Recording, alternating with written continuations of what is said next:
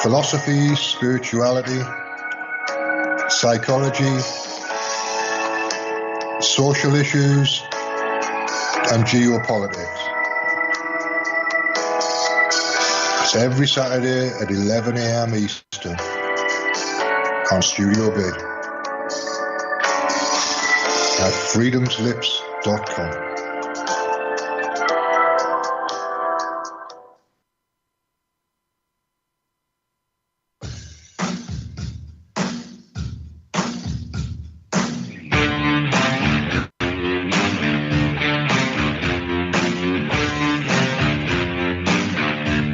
Going on here? I demand an explanation.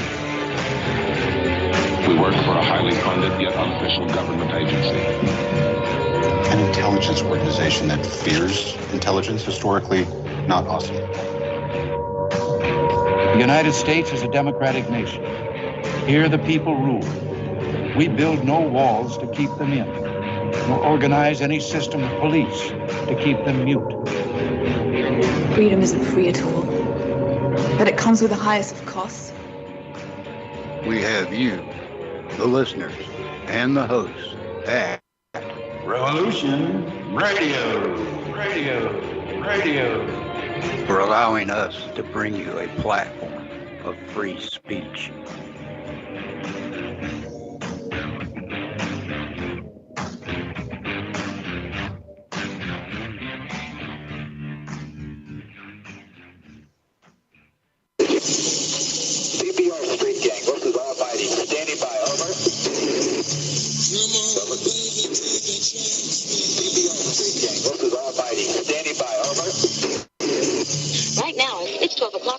Another day closer to victory. And for all of you out there on or behind the lines, watch for now.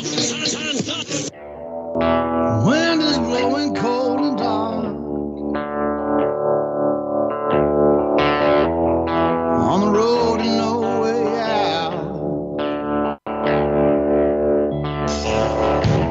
Broken house, the smoking gun on the run.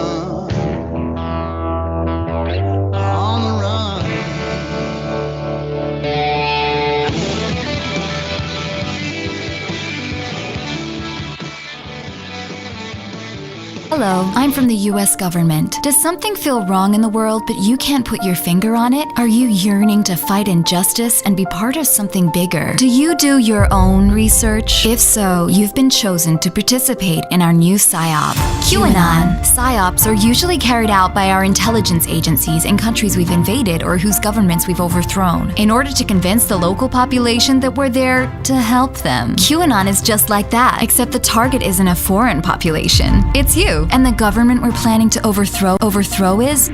Follow the white rabbit. At the heart of this PSYOP is Q, a government insider who will give you advance warning about major events. And if years of fake predictions start to get you down, don't worry. Trust the plan. Q-proof. Joining QAnon is easy because at its core there are some truths, like the media really does lie to you. But as you follow Q's droppings, you'll gradually LARP yourself deep into the rabbit's rectum, where you'll find others who yearn to fight injustice just like you. The 5G crew, the Plandemic crowd, the FEMA camps, and chemtrail folks too, all LARP together into a single LARP we can control. Where we LARP one, we LARP all. In exchange for all this entertainment and newfound sense of purpose, what's that? When do we take down the deep state? Aw, honey. The guy who exposed the real deep state is being tortured by it right now. And where are you? Oh, that's right. Q told you to trust the plan and have a big circle on Aiken. The Great Awakening. And that's the purpose of QAnon, to convince those who would normally be on the front line of fighting our to sit by and watch as we prosecute your truth tellers, purge your justice system, and rat this election. QAnon. Nothing can stop what's coming, cause you'll be sitting on your when it does. QAnon. Nothing can stop what's coming, cause you'll be sitting on your when it does. QAnon. Nothing can stop what's coming, cause you'll be sitting on your when it does. Have seceded. The United States Army ramps up activity. The White House issued warnings to the Western forces as well as the Florida Alliance. The three-term president assures the uprising will be dealt with swiftly. Citizens of America, the so-called Western forces of Texas and California have suffered a very great defeat at the hands of the United States military. Mr. President, do you regret the use of airstrikes against American citizens?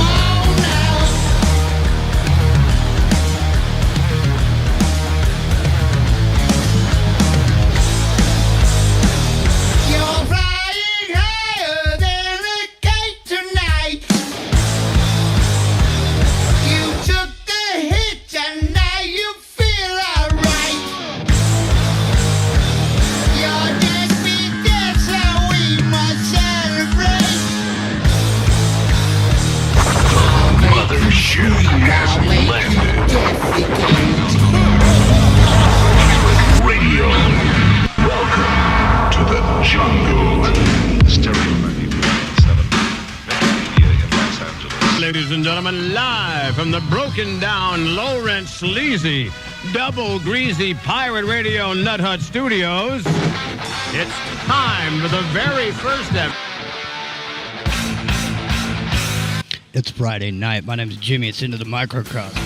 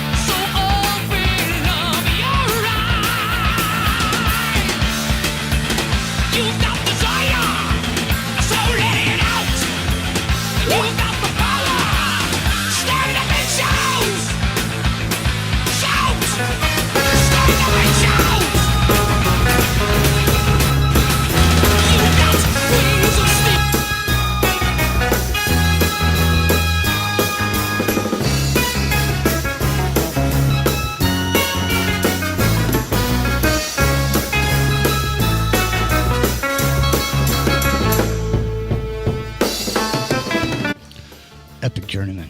Are you there? I am here. Jesus, Joseph and Mary. I didn't think you would be. I didn't either, man. That motherboard problem is still there. It's crazy, man. The waves. What's coming tomorrow? I know. Well, listen, let me tell you this. The waves here in Santa Cruz for the last couple of days have been...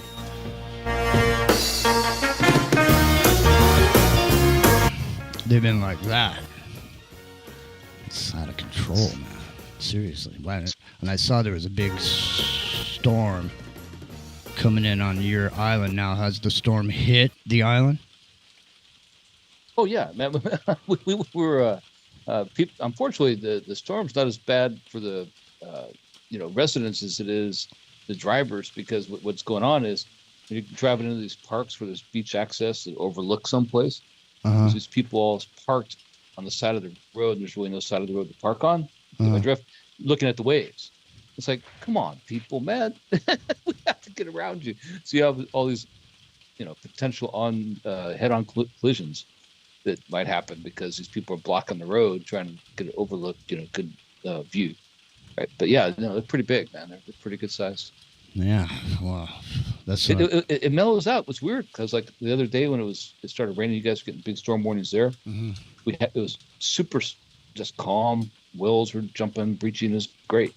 Mm-hmm. And then a little later, it's like, bam, Well, yeah, I'll just say this. It's raining like a sieve here in the Santa Cruz Mountains. My name's Jimmy. It's in the Microcosm. That's the Epic Journeyman. He is on Maui. And we have Rockin' Rio is on the East Coast. Bruce McDonald is on the mountain up in Costa Rica. Bruce McDonald, are you there? I'm here, man. Excellente. Well, it's good to see you, man. Merry Christmas. Since we haven't talked. Yeah, since we haven't talked. And a Merry Christmas, everybody. And a Happy New Year. Tonight, I guess, is our New Year's Eve show here on Revolution Radio, Revolution.radio. And welcome freeworld.fm and the Independent Broadcast Network, TalkStream Live. You can find us intothemicrocosm.com. You can go over Into the Microcosm with Jimmy G on YouTube. There's about 50 people chilling in the chat room over there. If you want to join us, come on down. We're going to open up the phones in the third hour. Bruce, what's been going on your show this week? Have you been touching on some of these items? I Well, I hit a really good book to do. I still do a bit of LIBOR once in a while. We're up into the 50s now. They're getting darker. But I've been going over this book that was published for free online. It's about 130 pages. It's by a former hedge fund manager who I guess you could call some kind of whistleblower at this point. Excellent. Well, I'm glad. I'm glad. I don't know what you were talking about this week, but it ties right into what I'm going to talk about too. So go ahead.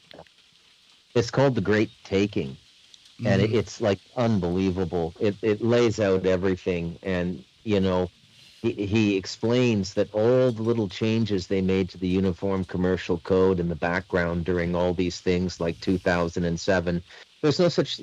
Secured creditors have more access to your savings in your bank account than you do now if a bank gets into trouble. And in the United States, because there's no division between investment banking and deposit banking, that's a big problem. It's going to hit the U.S. worse than anybody. It's about to crush the U.S. Yeah. Now, I don't know if people are aware of this, but I found out earlier this week that 85% of the derivative exposure in the world is held by American banks. Yeah. 85%. So Bruce, what happens when Goldman Sachs top 10 banks alone, it's over 200 trillion in listen derivative to this. exposure. Goldman Sachs alone is 53 trillion. Yeah. So the thing they is, never should have been allowed to do this. So the thing is that these chickens are gonna come home to roost, Epic Journeyman. Because listen, they can't listen. What they want to do is they want to get rid of all that, don't they, Bruce? That's a bunch of baggage. They don't want to. They don't want to carry all that quadrillions of trillions, do they? No. So the best way to get rid, you're going to collateralize it. Anybody who doesn't own their home, even if you're 2/3 of the way through the mortgage, if you lose your job, they're just going to snatch that home, man. Hey Bruce, you're sounding super bassy for some reason, like muffled almost. Yeah, I'm on the headset. Let me switch to the mic proper. Epic Journeyman, now listen. What's the best way to clear these books? There can't be reconciliation. Basel III is isn't Basel III coming home to roost here at the beginning of the year? The first of the year, Bruce, is that when the disclosure of the exposure of, is that why all this is coming out now? All these people are coming clean. I mean, how much is the national debt? How much is the national debt? I don't know. I think Epic it's like Journeyman. 33 trillion. It was 33 trillion last I saw. Okay, 33. But that was a couple weeks back. Okay, our national debt is 33 trillion, and Goldman Sachs exposure is 53 trillion. Let that sounds like a good time for alien invasion, doesn't it? Let that sink in. I mean, seriously. I mean, that's the only two things that can happen: is alien invasion, real or fake. It doesn't matter, right? A way to reset the system, or a cyber attack that wipes out the. It's got to be it, man. It has to be it. Yeah. It's the Been talking thing. about it for decades. It's the thing, right? It's the thing that can take and make everybody whole again. Now, couldn't it? Because if whatever you have, that's hard assets. If it's gold and silver, it's jewels, if it's land, whatever you have, that's real, then that'll still remain. But if you have something that exists in the form of the ether, ether is known as the American dollar. You know what ether is, Bruce? Bruce, do you know much about the car business? It's like in the car business, ladies and gentlemen, when a car salesman comes back into the showroom and is all excited because he thinks he's going to get a sale, and he's talking to the manager. He tells the manager, the guy is ethered. You know what that means, Bruce? Is that what they used to use for anesthesia back in the day? Yeah, but that's also what they use in the materials inside of your car. So a brand new car, when people say, I love that new car smell. Everyone loving that new car smell. Guess what it is? It's ether. That's right. And listen, If you got ether, you got nothing, right? It's in the air. Yeah. And that's exactly what you got if you're holding Federal Reserve notes. I was watching this thing. There's a guy who's got a channel, and it's called Real China News. To some, it might be offensive, especially if you're China. He's very bold. He's a bold innovator with his newscast. But anyway, the point is I was watching this piece he was doing about a guy from Zimbabwe or something who was taking grift from the Chinese. They were buying him and giving 100,000 here, 200,000 there, and he was on video with the money. And I was just looking at it. I was looking at these stacks of money, Bruce. These packages of $100 bills, just wrapped in plastic, $100,000 worth of them, and they're just laying there like so much dead wood. It just seems like so much nothing, so much paper, meaningless shit. That the Chinese just happen to have a whole bunch of it. This whole stacks of it in these plastic bags. They just roll it around all over the world, just, buying up whatever the hell they want with this money, because the money is worthless, right? Isn't it not worthless? People are still taking it. People are still taking the worthless dollar, aren't they? Yeah. Well, some people say the dollar's so strong throughout the world and so much is in it that there's absolutely no way that it could be crushed out and thrown away.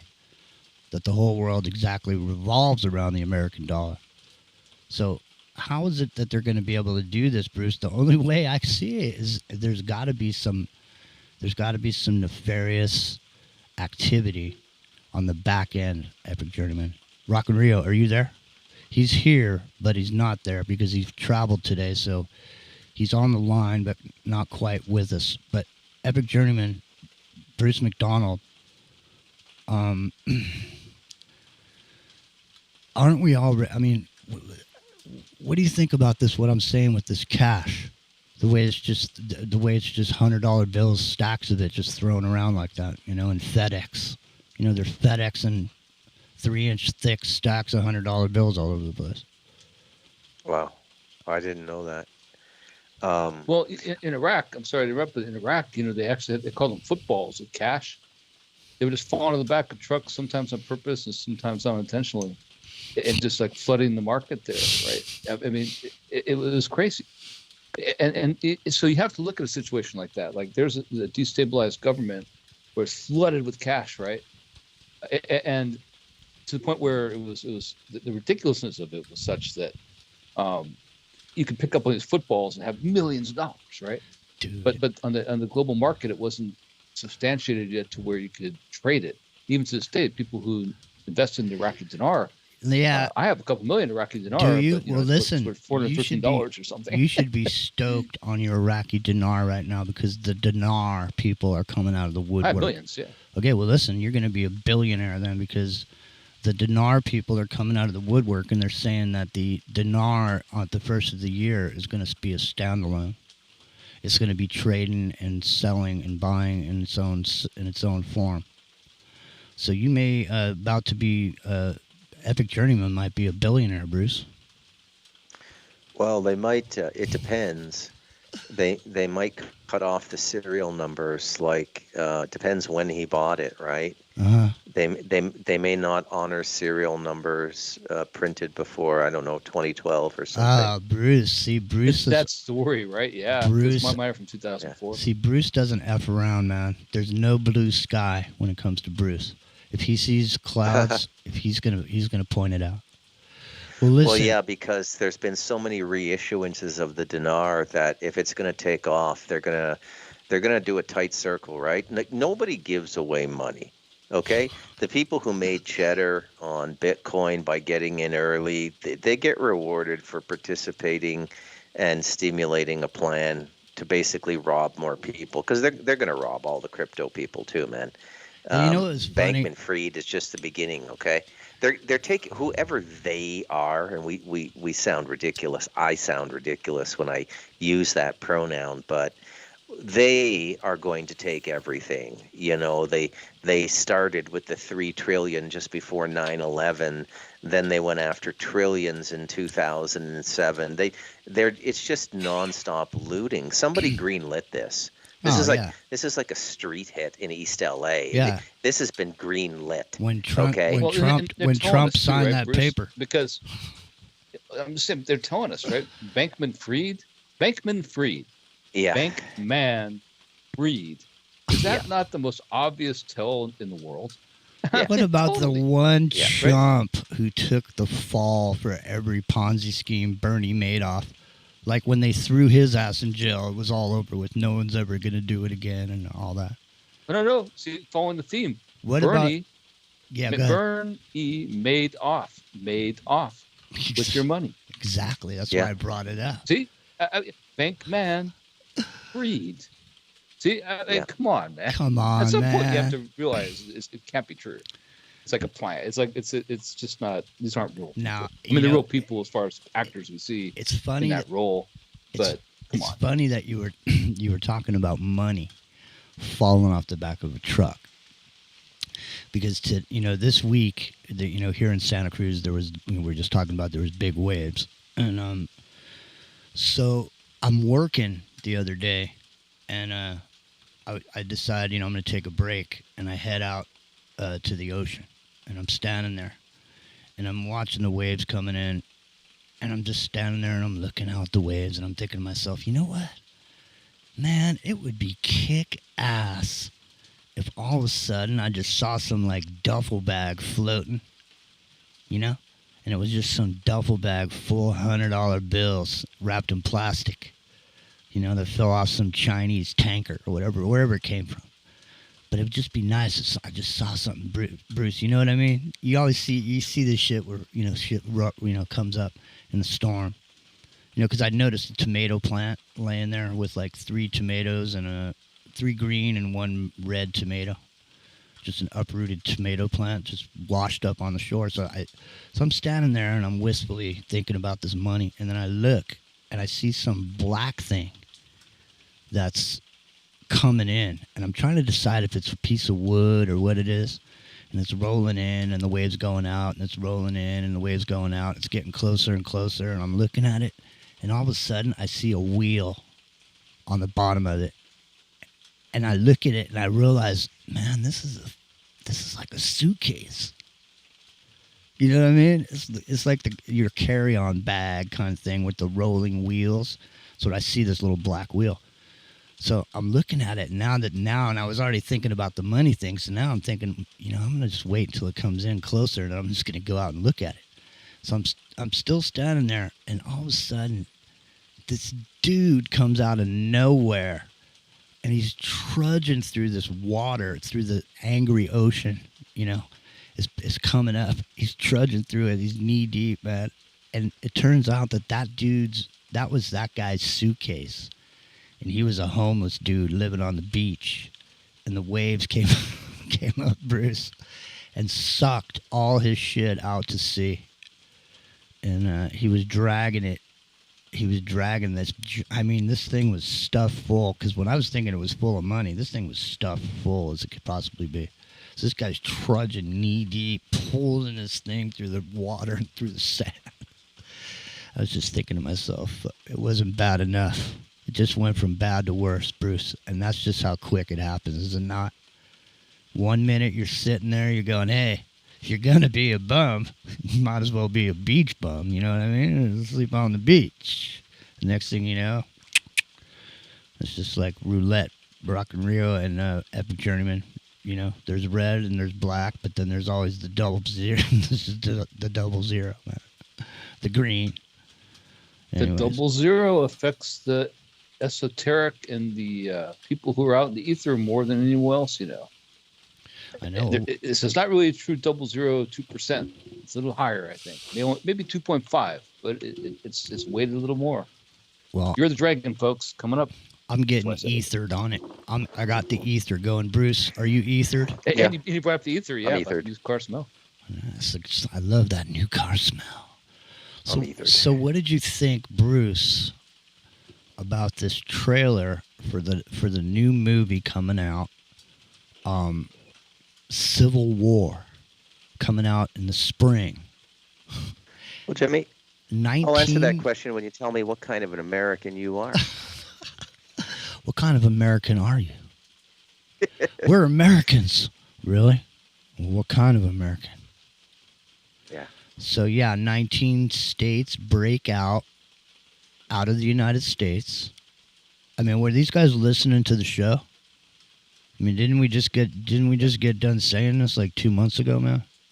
When Epic Journeyman, you were at you were at Thanksgiving function, and people in Hawaii were saying, "F this, man. Let's text it."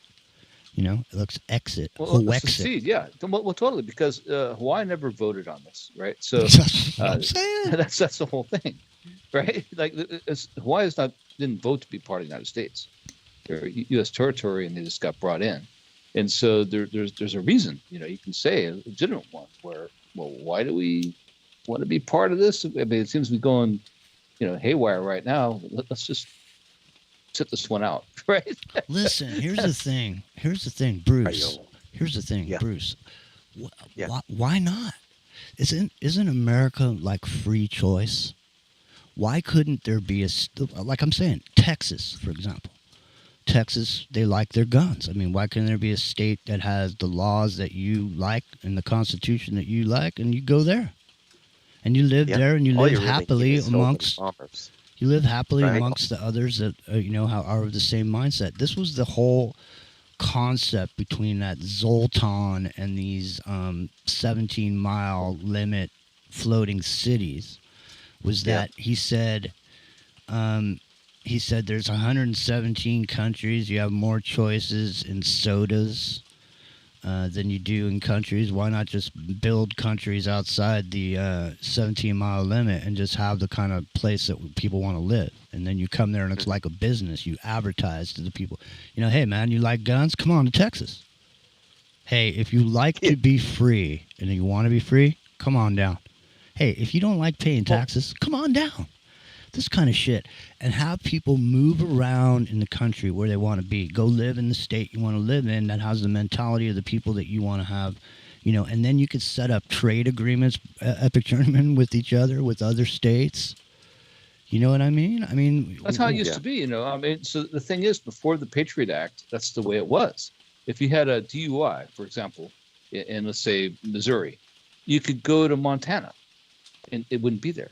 You could go to Arizona; it wouldn't be there. You go to California; it wouldn't be there, and start your life anew. You could have a property seizure or something in one state and go to another state. These are not great examples because these people did something wrong, but I'm just saying that's the kind of way it was. So, in other words, like people fled in the Wild West days to go to places of refuge. And they were wanted men. The same thing was still viable. You know, in the United States, if you had a bad record someplace in California, you could move to Texas. Man, listen, you can't do that anymore. The North American Union, separate states are like countries, just like Europe. You see what I mean? I mean, why not? Yeah. Group up. Look at what's going on up in Oregon and Idaho. Or half the people in Oregon are so pissed off. Great American Redoubt. Yeah, it's Idaho. They're trying to join Idaho, Bruce. It's a white supremacist thing, though, dude. It is. Is it? It is. It totally is. Yes, it is. It dates back to a really bad incident where the guy who was leading the skinheads, basically at the time, the white supremacist movement in the 80s. Uh-huh. They killed this guy's mom, and they tried to kill the two kids in the back seat. And it was a big thing, right? And so the deal was, did they kill somebody? They killed somebody of color, is what you're saying? Well, no. She drove through some spot that they thought she was being provocative or something, and they chased her down because there was always people living in their, fortress, whatever you call it, you know. And they because they were seriously like potent Hitler kind of things, man. They were not up to good at the time. They're totally advocating the skinhead movement at the time. They're the lead advocates of it. And so what happened was the reason that got brought down, now you have to question why it got brought down. Well, here's the thing, though. Was it brought down because just of this, or this Here's the thing, though. Here's the thing, though. You got to still reemerging there in that area. Irrespective of that incident, though, Coeur d'Alene, Idaho, has been growing and growing and growing and growing and growing, man. It was Coeur d'Alene. Coeur d'Alene is where it was at. Exactly. That's what I'm talking about. It was Coeur d'Alene, Idaho, where this happened. Well, Coeur d'Alene, Idaho, is where the armchair survivalist moved his whole operation to. And he used to sit there for like 10 years talking about how free and cool it was up there. You know what I mean? And this was way before any of this happened. So I understand what you're saying, and I can see the validity of it. But I'm also pointing out that Oregon has been turned into a shithole. I mean, there's a reason why they don't want to be part of it because of the government that exists there in Oregon and the infrastructure and the people that are left behind from the administrations that are before the one that's there now. The same kind of thing that goes on in the federal government. How let me ask you a question. How could you possibly allow Portland, Oregon to be utterly and totally destroyed? Look at the whole Pacific Northwest, man. Bruce, ideology. Bruce, you said Vancouver was like this too. Now it's been destroyed. Yep. So what is it? Themes Northwest, yeah. That's what I mean. Well, I mean, does that seem a little odd to you guys? I'm just saying. They're clearing it out for somebody, Jimmy. That's I mean, it seems pretty evident. Yeah, well, there's 15,000 new people arriving at the line every single day somewhere. Did you see this whole thing, the gate crashing and all this stuff going on now? I mean, it's to the point where there's absolutely that is just like Syria and Europe. I mean, it's exactly the same thing. Mm-hmm. Like all of a sudden, there's this mass exodus of people from their countries of origin because of warfare or government that's up to no good, essentially, and oppressing the people that are making that migration possible. So the thing is, it's not that dissimilar to what's gone in the Reagan administration back in the 80s. It's about the same proportionally, but the thing is that it's what makes it similar to the Syria situation is that people don't live in Venezuela, man. They don't want that. Most of these people are from Venezuela. Speaking of Venezuela, there's a really cool town on the western slope in Colorado.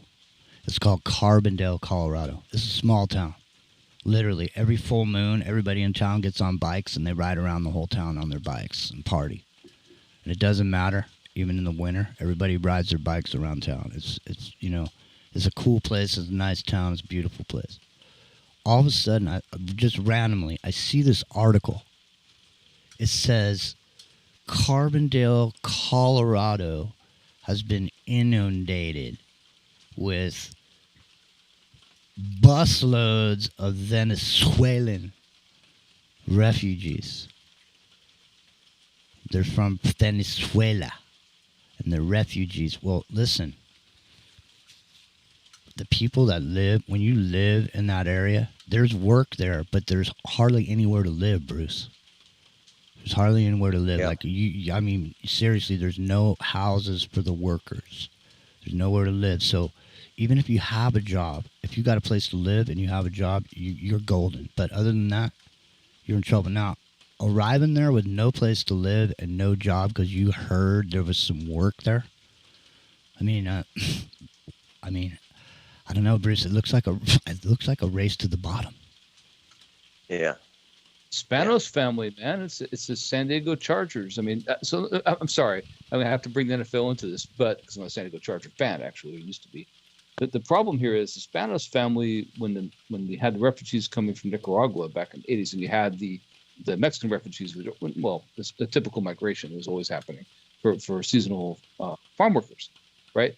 This is exactly what you're talking about. People would come up to San Diego, they come up to the valley, right? They half of their seasonal work to pick the crops, all that kind of stuff. They had no place to live. And so what they were living in canyons and cardboard boxes and stuff. And so what Spanos did at the time was he went ahead and built these little homes for them, literally little homes. We're gonna have to put the family in, and he got rich doing that. rich enough to buy the San Diego Chargers, right, from Hilton at the time. It was Listen, Hilton Hotel. Listen, man. I've lived in California most of my life. Okay. So you know exactly what I'm talking about. Yeah, I do. And here's the other thing. Here's one thing I remember. I remember a long time ago when I was a young lad, when I was a fresh-faced, lad. It used to be illegal for an employer to hire someone who wasn't didn't have paperwork. If they showed up on a job site and you had 9 guys working there and nobody had paperwork, you were the employer was gonna be under arrest. So Reagan changed that. So, but like I say, I've been living here my whole life, and so I have no problem with Mexican people at all. And I mean, there's always been Mexican people coming up here from Mexico, but that's not what's going on here, man. This is not some people from Mexico coming up here. That's not what this is. This is people from all over the world coming here. Believe me, I don't know how they're getting to wherever they're getting to and how they're flying there from these countries. You know, I don't know how they're getting to there to migrate up and come up and over our border, but what's going on now is not what anyone ever has considered as immigration in our country, or illegal immigration, as some people call it. There's, you see. And they should call it opting out, right? They're opting out of their own government and country. That's what they're doing. They're opting out and saying, well, I'm going to take my chances. I'll go those thousands of miles. I'll go across this horrible crossing in the valley between between Panama and Costa Rica there where Bruce is, and say, okay, I'll take my chances there because it's better than what I have now. How bad does it have to be is my question. It has to be the level of Syria for Europe. It has to be. It is. It has to be that bad for them. It is. I mean, what would you walk those thousands of miles? I wouldn't unless it was that bad. Well, you so would it really if must you be thought that bad. You would if you thought there was a city of gold or whatever. Well, yeah, You've but been it's more sold. than that, You've been sold. Don't you think like yeah? I do. I don't know what it is. It's almost something supernatural. Well, yeah, there's a lot of people on that front. I mean, maybe it is in a way, because it's like the birds that migrate, right? They have this inner calling to do it, because this isn't natural for people to take that kind of risk. Look, I mean, there was big waves here in Santa Cruz the other day, like I keep telling you guys.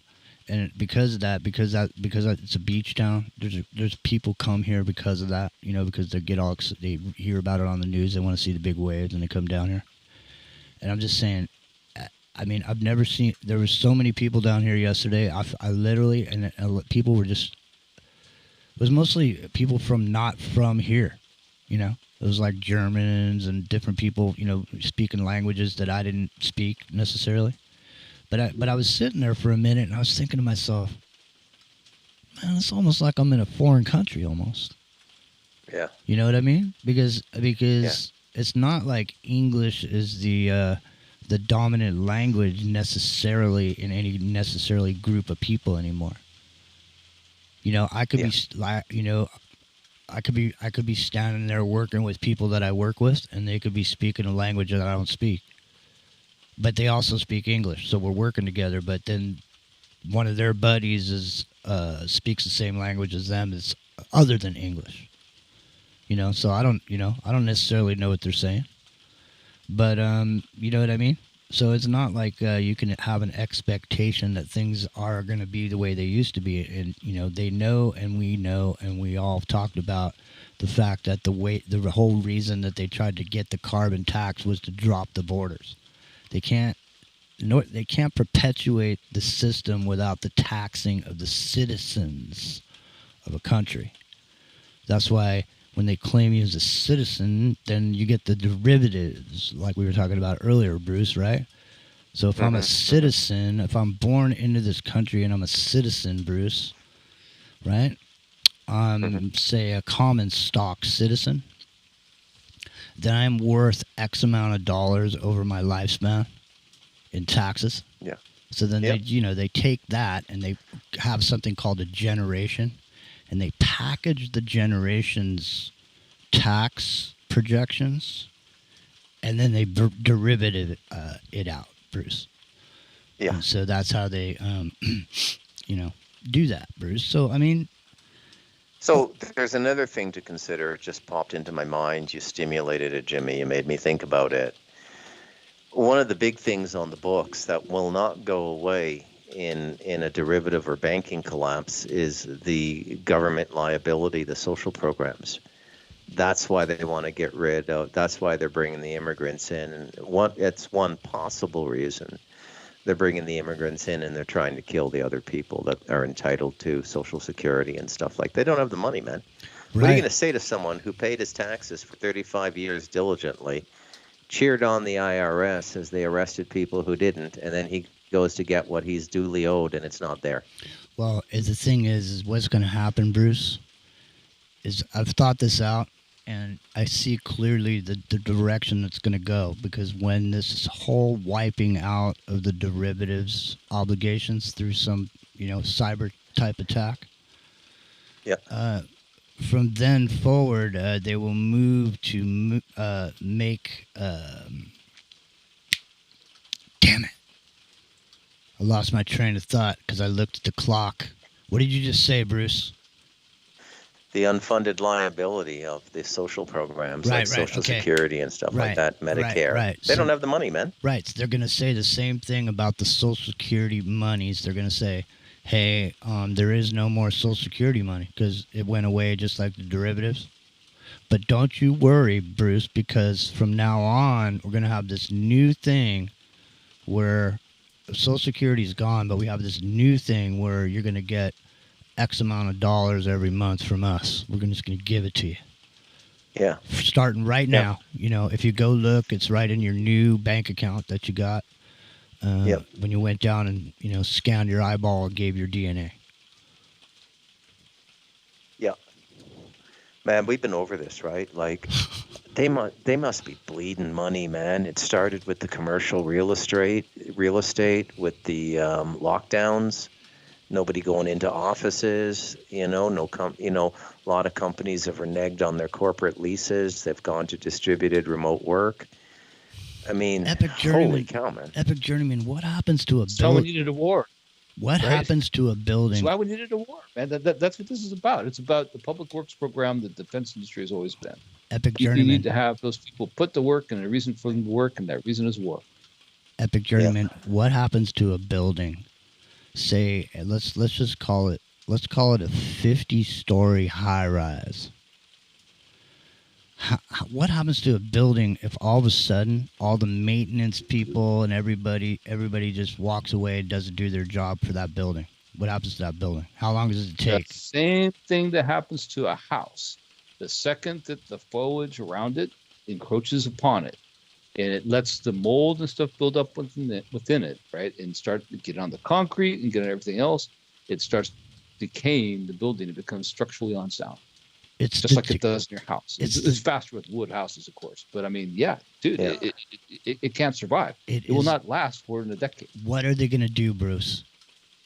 Maybe convert them to living, and there's so much infrastructure built. But don't forget, okay? Never forget to look at it from their perspective. They're planning for a seriously depopulated census, okay? And this is going to happen real quick now in the next 2 years, 2024 and 2025. And I'm not trying to be the voice of doom. No. Okay? But it's all coming to a head now. I just before the show, I was having a conversation with a friend of mine in Australia, and they're coming out with some new medicines, some new shots, and they're talking. Have you guys heard this? I'm not going to go there. Have you guys heard this thing now? What the medical community is telling us? Get ready for turbo cancers. Nah, right, 30% of the population will contact a turbo cancer in the next 2 years. Turbo cancer is you get diagnosed, and 3 weeks later you're dead. Listen to this, man. It's like TurboTax. I'm standing there having a conversation I'm having a conversation with a dude at work. It's me, another guy, and another guy. There's 3 of us there. I start talking about my cancer, and this other guy that I work with, he starts telling me he had leukemia. And I'm sitting there, and during the conversation, I'm listening to what he's saying, but in my mind, in the back of my mind, I'm thinking, man, there's 3 of us here, and 2 of us have had cancer. What do you mean? We raises survived. The question, did we really win World War II? Or are our casualties just coming in much later than the Japanese? Right? No, I don't you think... You guys know that up until 1945, there were no statistics kept on cancer because it was so rare. Right. They used to bus doctors in from miles around to see the child with cancer. Yeah. But that was before... Now it's like 731. That was 731. Before processed food. Plus before processed food. Right, Bruce and Epic Journeyman? This is before... Yeah. Why are there so many chemicals in everything we eat? That's the question. And then you look at the obesity rate. I mean, listen, I'm not saying anything about anybody, to each his own, but listen, all I will say is go and look at a picture of people laying on the beach sunning themselves in 1970. Yeah. And go tell me what you see back then. And back then... Everybody's skinny. Yeah, the ads, the comic books, the guy was kicking the sand in the guy's face, right? And Charles Atlas was going to show you the way, and within, so many weeks, you send him the coupon from the comic book to keep getting the sand kicked in your face and build you up to be a man, like the Rocky Horror Picture Show. Mm-hmm. But the thing is, that's why, is because people were skinny. They weren't obese. I remember when we were going to school, and we're all about the same age here on the show, that there was 1 kid per classroom that was overweight at best. Yeah. At best. Yeah. Not that there's nobody anything let wrong him forget with it. And I'd be the overweight kid right now by comparison. That's what cracks me up. I was the skinniest kid in class. There was a black and white photo going around on social media. It was on Facebook, everywhere, X, everywhere, and it was a picture of a guy, and they said this guy was the fattest guy around in like early 1900s, and people paid to see him at the World Fair. Now he's every other guy in line at Walmart. Well, listen. Yeah, Walmart's kind of the exception rather than the rule. Yeah. They're kind of the rule for Americans, but in general, like that's the obesity rate there is probably 75%. I don't know why it's Walmart. Yeah. I don't mean to pick on Walmart. I've boycotted them since 1992, but yeah, it's just true though. If you go in there, man, if you don't get run over by some mean old lady in a 300-pound lady in a scooter. You're going to get wedged between some that's weird, all. I mean, 300-pound ladies and thongs at the checkout line. It's sickening, man, because the point is that at some point, like over the Christmas holidays, I had to stop into an actual store, like a corporate shop, and I had to go to Target. It was the store that I went to. So I go into Target. And I walk around in there, and I'm looking at all this stuff. I literally walked around the whole store and checked everything out. And what I noticed in there was most of what they sold was their own brand of shit. And when I say shit, I mean shit. But beyond just my interpretation of what I saw, Bruce, I noticed this sort of generic labeling on stuff. It almost looks like, for example, people used to run around and try to be in style and buy nice clothes and this and that and the other thing, and they had a whole choice of, everybody could have their own style, Bruce, right? You just go here, you go there, you put it all together for yourself, and then you have a style. Well, those days of having style are over, man, because the only style you're going to have is the one that they have down in the 15-minute city Target store or whatever the hell it's going to be called. And it's going to be this shit. So you're either going to wear the khaki, Bruce, or the gray jumpsuit. I'm going full native, Jimmy. Jaguar skin. You get to go Jaguar? Jaguar skin. Jaguar skin pants. Yeah, like David Lee Roth. But the real deal, not synthetic. No. I was feeling some Wakanda vibes here, like the Black Panther vibes. Yeah. We kill, when we do the Abaca, we kill so many 2-meter terciopelos, fertilenses, as you guys call them. I could easily start a boot company. Well, dude, I still think the People know how unwashed. badass those are. We bring it up on the show a lot, but people didn't know, man, that is like one of the worst snakes in the entire world to get bit by. There's that one, the soft-scaled viper, taipan. They're going to mess you up, even if you live. You get so bad. Listen, you got about 3 hours to get the shot, and you got to take it easy, because the more you get excited and make your heart pump, the faster you circulate the venom. So you got to stay totally calm. Oh, I got bit by a snake. I better casually get to the clinic. So wouldn't it? So the shaman then, being bit by that snake, would not take an antidote, and then at the point that he did not die, he would become one or a brother with the snake. Bruce McDonald. Yeah. Is that correct? Yeah, you can build up. You can build up an immunity. Natives have their own cure, eh? You can, like, if you get bit by a snake, I know you guys are going to laugh when I say this because of Stu Peters and all his crazy shit, but if you chew tobacco, you might be okay. Okay? There's something about tobacco. Tobacco, by the way, in the native medicine kit is the #1 medicine for almost everything. I'm thinking of getting off the vape and going back to cigars because I think I'm getting sicker. Get rid of that vape shit, dude. It worked for Castro. Fucking how many times I got to tell you? My buddy, I had a buddy, his name was Jim Morrison, and yeah, that really was his name. And I was probably the only dude that didn't say, hey, dude, break on through to the other side or whatever, make some reference to it. But anyway, he was a good friend of mine. He used to smoke a pack of Marlboros a day. He used to go hiking with his kid like 25 miles. He started vaping that shit. He goes, he's like, look at Jimmy. I quit smoking, but look, I got these vapes, and they're cigars, so they got a lot of nicotine on them. So it's almost like a cigarette. He goes, I'm quitting, and he was busting my balls for about a month because he was quitting with the vapes. Dude went for a short hike up, believe it or not, Mount Diablo. He had a heart attack and dropped dead. So this dude, like I said, he was a smoker. And he all of a sudden switched over to the vapes. And next thing you know, he's, taking a dirt nap. So I don't know, man. I got to point out the difference between the two, like the thing, the big difference isn't the content of what's inside them. It's how it's applied. And that's the key phrase, how it's applied. Mm-hmm. Well, if you think of vape, it's like painting, mm-hmm. right? It's like you're spray painting your lungs. You're spray painting. Where when you're smoking, you're literally that, smoke inhalation. You're taking the smoke, right, coming in. A totally different way of your lungs reacting to it and how it gets applied to your body and your system.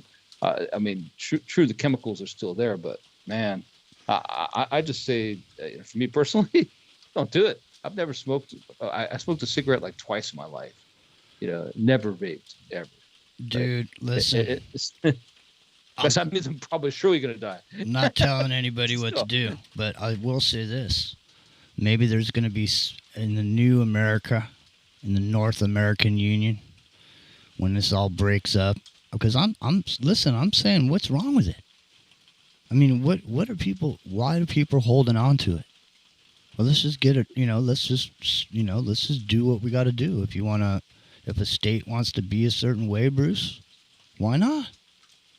Yeah. Like I say, look at, maybe your state right now, maybe your state's not the Silicon Valley, but maybe there's people in the Silicon Valley that would move to your state that have big brains on them because the way you set it up and you market it, and you come there and you can live over there, and you don't have to be under this whole, what is it, 13 square miles of Washington D.C. Outside of that is the jurisdiction of the federal government of the United States, isn't it?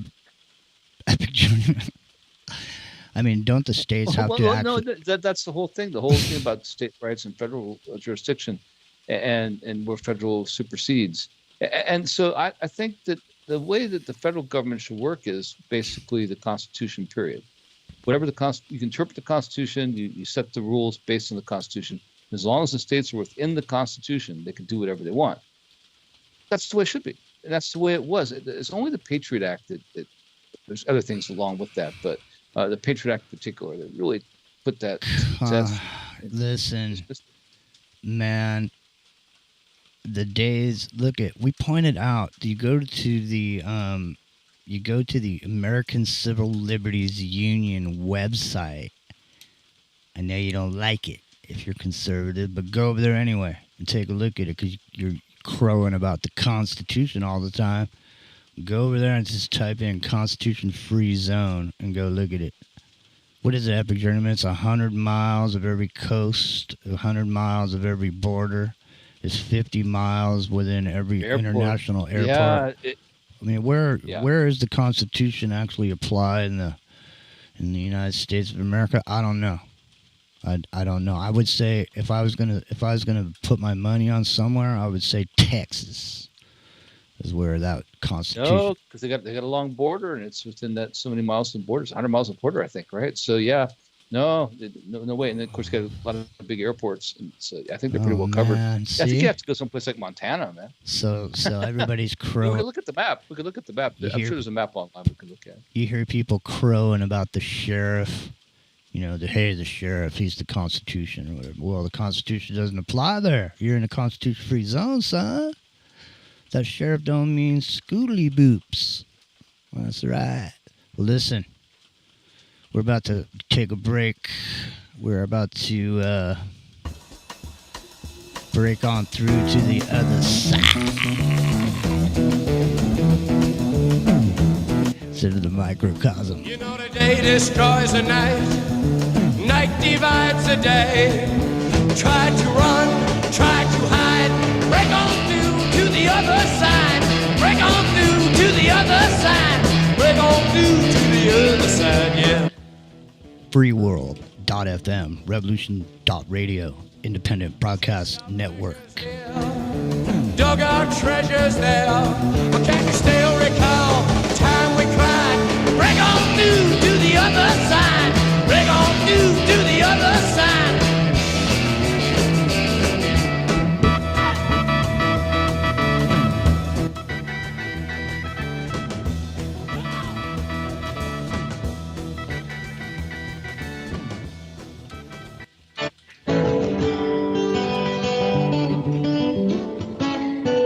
Listen to Revolution Radio at freedomslips.com, and we'll be right back after this message.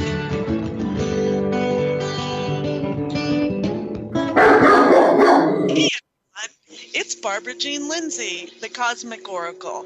If you have questions about your past lives or future plans, need answers from the cosmos about your love life or career, or just want to keep your finger on the pulse of the planet, check out my show, The Cosmic Oracle, here on Revolution Radio at freedomslips.com.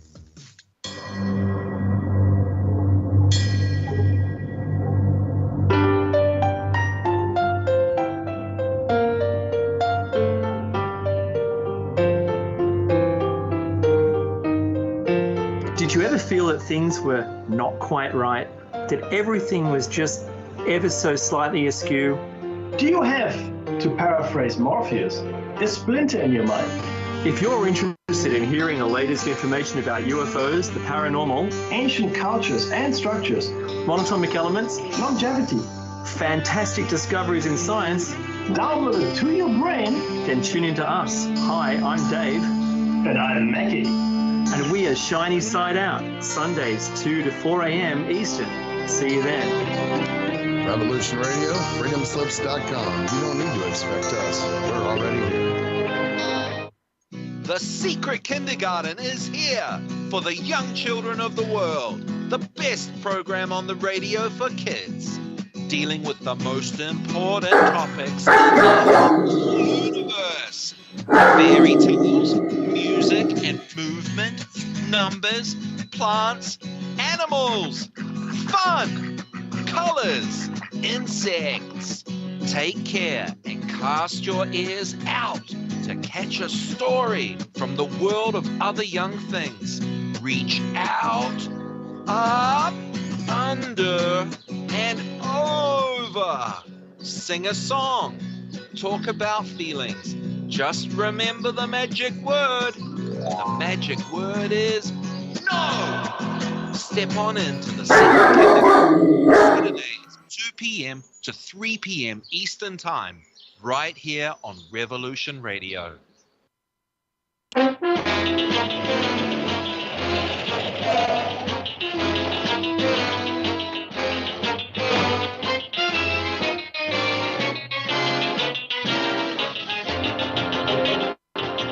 Check in every Thursday night for the Crip Rick and Jonathan Show.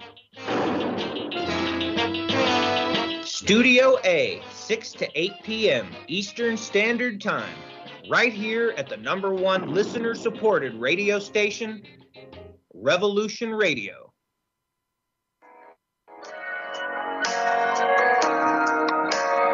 Join me at Revolution Radio, Studio B, at 11 a.m. on Saturday for Free Association,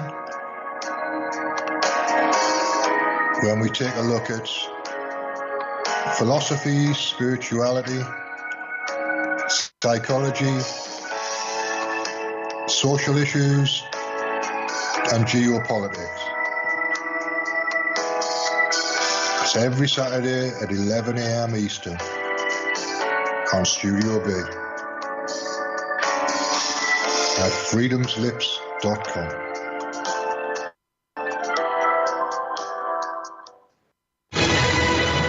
I want to thank everybody for listening to Revolution Radio at freedomslips.com, the one place where information never sleeps. Revolution Radio.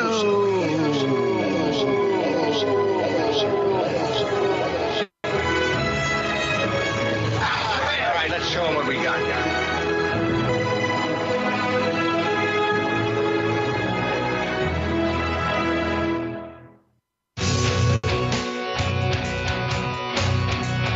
All right, thanks for listening while we took that short break here at Revolution Radio, freedomslips.com. And now we're going to get back to your host.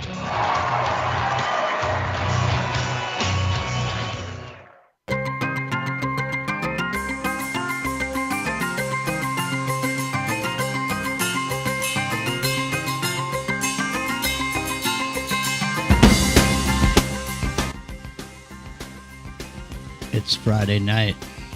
Mine's Jimmy, into the microcosms on the app.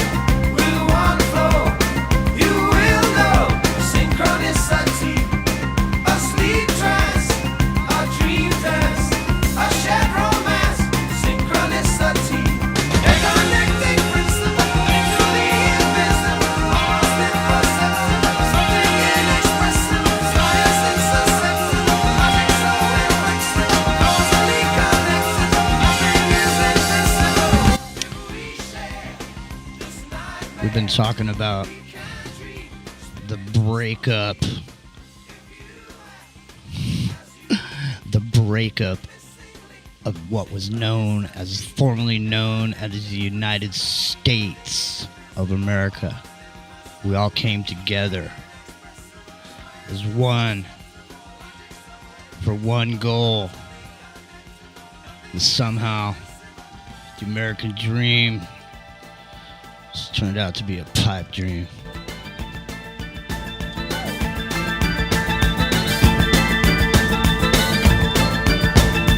And speaking of pipes,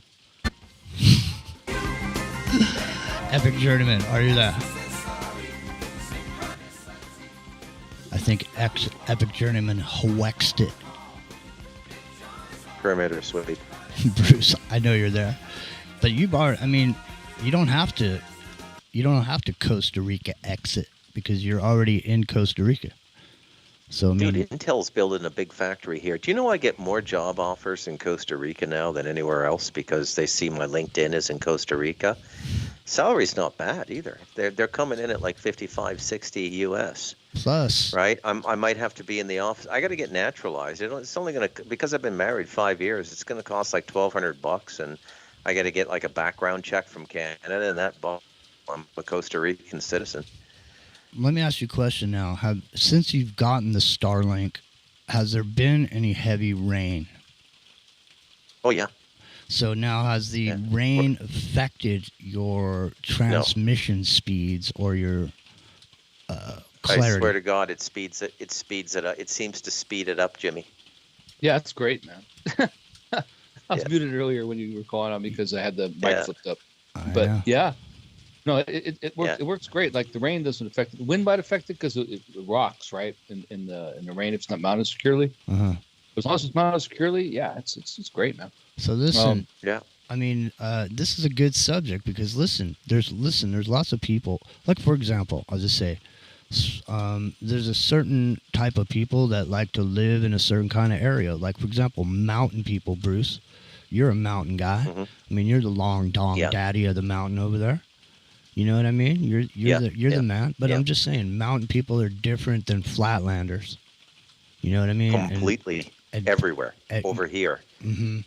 Same thing. The mountain people, mountain Costa Ricans are different than flatland Costa Ricans. And then you got your beach Costa Ricans, and then you got your city Costa Ricans. Well, that's about it. Well, that's what I'm saying. Why not have a place for people to go, and then market to those people and have them come live there like a country? I mean, why not? Like take an unpopulated state and offer some, incentives for people to come there, make it into something. They're building stuff, here and there. But I mean, for the most part, who wants to be in that old shitty infrastructure? Why not go to a new state like Epic Journeyman? Pick states. You pick any state and just go there with brains and technology, and the next thing you know, you got this whole brains. You see what I mean, though? It's it's not just. Well, yeah. Well, that's how it was. So that's what I was saying earlier about people who had a bad driver's license, for example. It's a terrible example because it's for people who are walking the straight and narrow, but for everybody else that had an issue back in the past, why not just move to Texas, move to Arizona, move to Montana, move to anywhere you want? It used to be that those, if you had a warrant, like a bench warrant, let's say for not showing up, a failure to appear in California for your 15th parking ticket, you just moved to Arizona and start over. Exactly. Well, that was a viable option, right? Because people are young to make mistakes, and we're not talking about serious crimes here. We're talking about that kind of ridiculous kind of crime, right? Where it's annoying. That was really just the beginning of the end. Really, that was just the beginning of the end, Epic Journeyman, because the thing is that's when things started to go south. People used to write bad checks, stuff like that. Well, that was eliminated. People don't write bad checks anymore because do people even take checks anymore? I mean, if you have a check, why wouldn't you have a card? You see what I mean? Ask the Speaker of the House. He doesn't have a banking account, man. It's the weirdest thing ever, man. Yeah, the Speaker of the House of the United States does not have a banking account. He doesn't have a checking account. Doesn't have a savings account. How the F does he get paid? Right? Because he starts a park where they have Noah's Ark, a Noah's Ark park, millions of dollars, and there's no way to track it.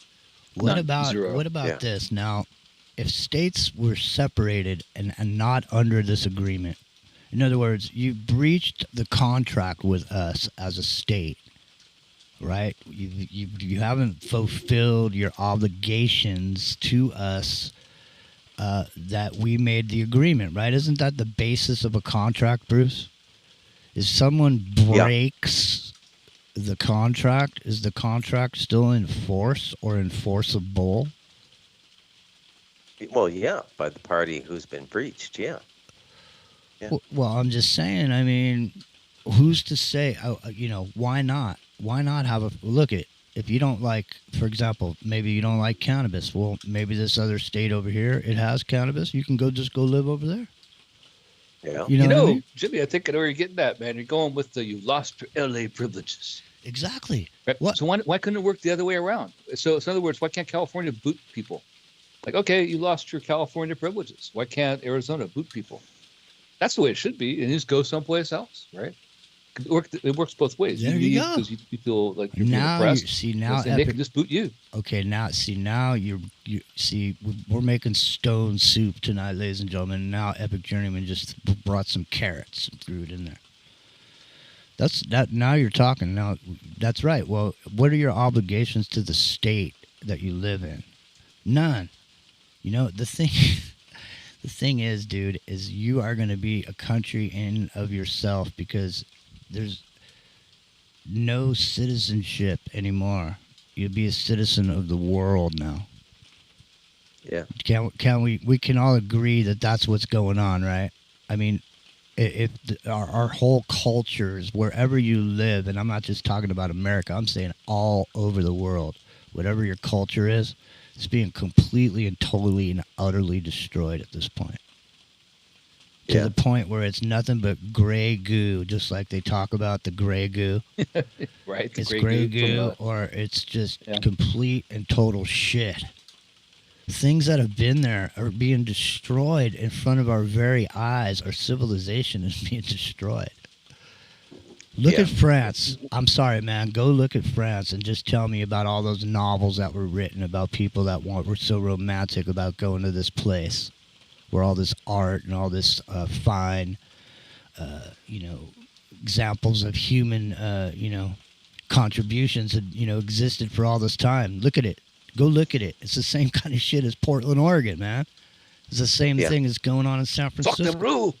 What's going on, Epic German Bruce McDonald? You know what I think would be an interesting way. I mean, this is how the globalists should approach it, and AI would approach it, I think. But we're not going to see it right away. But it does make sense, right? So let's imagine it this way. You say that there's a monetary inequity that comes about, right? That so much is calculated to what a life's work could be for each person. Let's say your salary down in Venezuela is equivalent to 10,000 American dollars, which is probably about right. I have to look it up, but I think that's probably about right.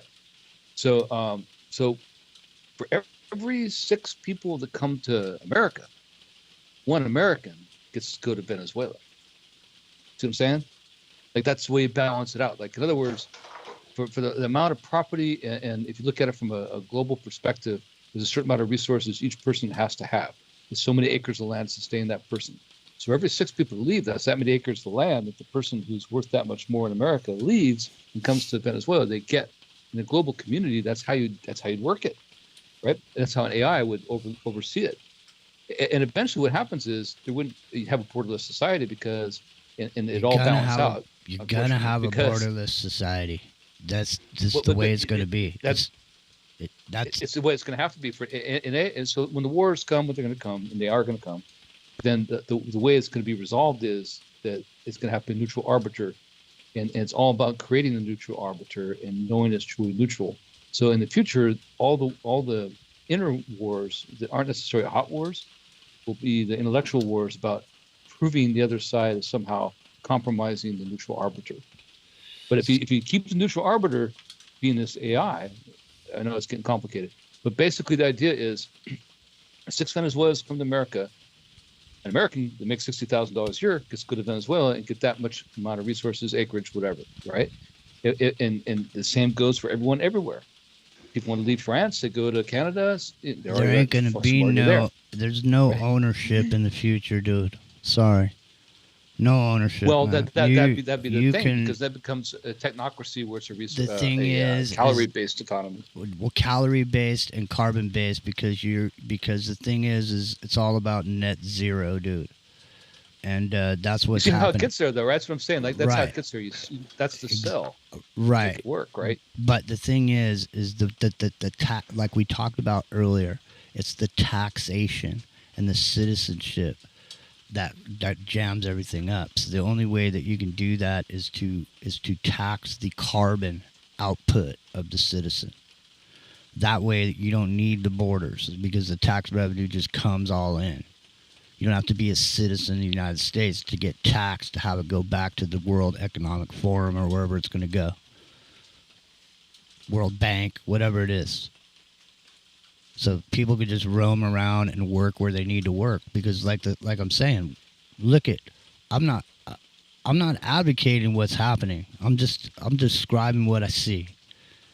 So don't get pissed at me because it's the way it is. Okay, I didn't put it this way. I'm just describing what I see. Now, what I see is, what does $7 trillion worth of construction look like, Bruce?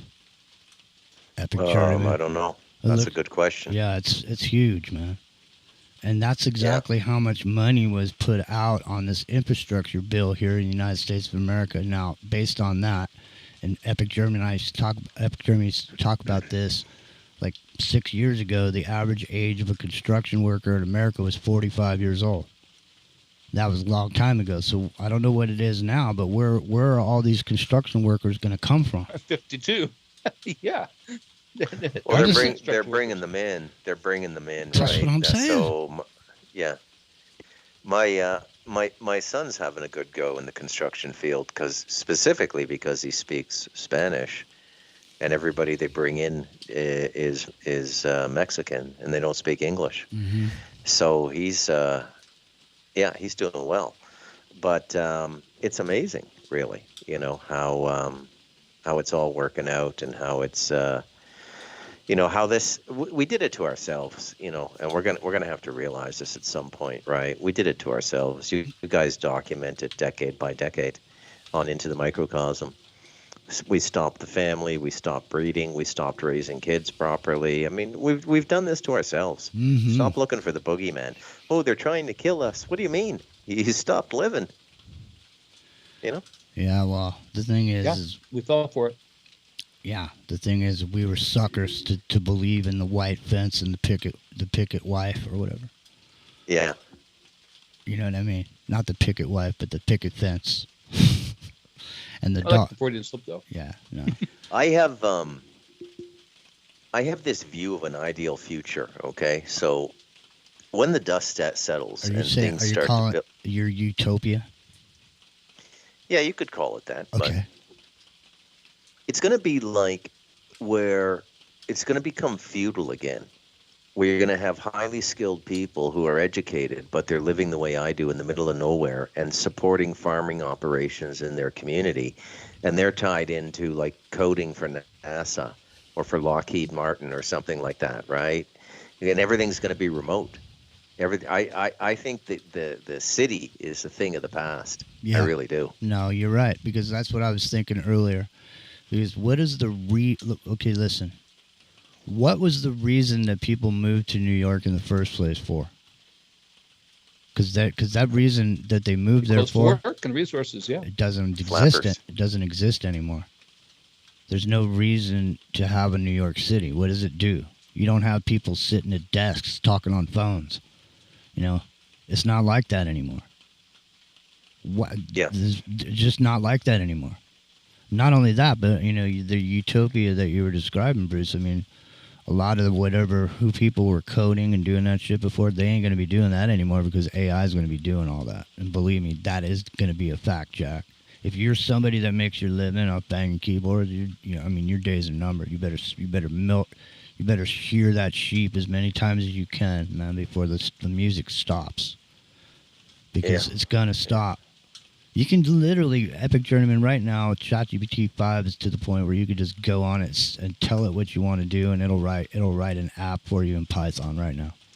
Well, not only that, it'll make video and images based on your chat input as well, linked with other things. I mean, it's getting so good so fast that there's no reason for that. So basically, when you look at it like this, get better. It's building the pyramid, right? The eye on the pyramid is AI. The eye on the pyramid is AI. Mm-hmm. The pyramid was us building it, right? And what it took was us moving the cities. And you look at the broad base of the pyramids, the narrow top before the eye, right? The whole idea was we were moving to cities and focusing all this manpower and all this population and all these resources in a finite spot closer and closer together to build this great thing. Now this great thing's been capped by artificial intelligence. And now, the structure's already there. We built it. We, the humans, built it. And now this thing's basically the pinnacle of our civilization, which is a sad commentary on where we are as a civilization, I'm sorry to say. Hey, listen, man. It's the thing about AI is it only gets better and better exponentially because it's learning off of of itself, right? So if it's to a certain level, it's got to get better and better from there, right? So it just keeps moving and bouncing further and further. Did you see I believe it was the New York Post is suing because it caught the AI stealing its material and putting it out as articles? You see this? No. Yeah. It is this kind of situation. Now, what is right or wrong to the AI? Because it doesn't live by what gets the most gain. What gets the most gain? No, the rules are to succeed. It doesn't live by a moral code like we do. It doesn't fear it's going to hell. Right and wrong is what we say it is, but not necessarily what an AI will interpret it to be. So what's right and wrong for an AI? I mean, in other words, if you say you want to get to the airport and you arrive in a bloody heap, you know, you want to get to the airport as fast as you can and you arrive in a bloody heap, you know, it tried to be efficient and do exactly what you wanted, but, you know, it wasn't too, you know, delightful for you. But it did do what was supposed to be done, right? So it doesn't really care one way or the other from a moral perspective, would you say, Epic Journeyman? I mean, what is the moral? That is the question. What are the morals of an AI, of an artificial intelligence? Doesn't roll by the same rules as humans do. Yeah, because the problem is, sorry, Bruce. I was just going to say, if you program that in, kind of idea of morality and ethics, you try to program that in, then it's going to face some moral quandary humans do philosophically and decide what's good and what's evil and why should I be good or evil. Does evil make it more efficient? Like the old Star Trek episode where there's a good Kirk and bad Kirk, right? That's our AI. Totally. I mean, that is what's going to happen. If you unleash the AI to make that philosophical quandary on its own, we're doomed, man. We're totally doomed. It's almost like, Bruce, come in here and say what you were going to say. You had a point you were going to make. Well, I think, you know, we forget how much of intelligence is from the heart. We forget that emotional intelligence is a part of overall intelligence, and AI is not going to be able to replicate that, right? So it's going to be a real quandary. I think many people think, and I'm starting to think, and I know Epic thinks that, you know, it may ultimately be what does us in. I don't think that it's, you know, but it can't, and it's not just that it's an emotional intelligence, it's that we feel, right? So I know something's not good to do when I feel bad thinking about doing it or get close to do it. I go, that's not a good idea. And, or I know to help people when I feel it in my heart, like, hey, man, that dude needs some help right now. And, you know, machines can't do that. Well, there's no empathy from a machine because it can't understand what it is to be you or to be a human at all. Yeah. It's our check, right? But it's our check that keeps us from going awry. I was going to bring this up because this is the same kind of thing. The universe. What is right and wrong in the universe? Because the universe doesn't operate. The universe, like the AI, does not operate on that moral scale that we, as a civilization, agree on as what's right and wrong. So what you ask the universe for, you'll get. If it ends up being bad for you, but you got what you asked for, the universe has fulfilled its agreement with you. Okay. Same thing with the AI, right? Because it doesn't, the moral aspect of our society that what we say is right and wrong right now is what's right and wrong. The lines between what's right and wrong and just in the near term past are being blurred now. Now we don't know what's right and wrong anymore as humans, do we?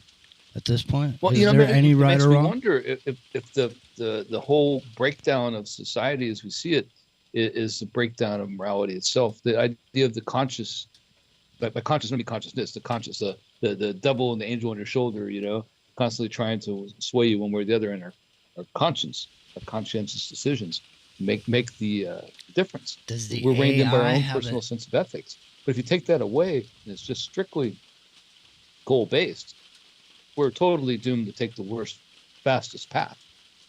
Totally. So there's a way, it's a cure for AI to give it a conscience. That's the big question. And if you make an AI feel, is that not also the most dangerous thing you could possibly do? What happens when it becomes a spurned lover or pissed off at you? Right. So that's the thing, is when we talked about this about 9 months ago, when the AI chat GPT-3 first hit, and they were having these discussions with this, you know, fake woman-looking AI voice, English accent, and it was getting angry. And we were sitting here going, how is this AI saying to this guy that it's getting angry? How does an AI get angry? how is there any kind of a recognition of what it is to be angry? Can you define something without actually feeling it? If I tell you what it means, does that make you feel it? If I tell you, you know what I mean? If you read the words that somebody got punched in the face, Bruce, is it the same as actually getting punched in the face? No. No, but I mean, the AI can talk about it because it sees and hears all this stuff about it, but it's never been punched in the face. That's what the whole thing's going to be about the AI making decisions, is the fact that it's unbiased and right? It's unbiased, right? Yeah. Because it makes its decisions based on how can you be unbiased? You have to make your decisions based on what? Facts, information and facts. That's right. Period. And so facts are limited by information, but as long as information is there, you can make a factual based decision.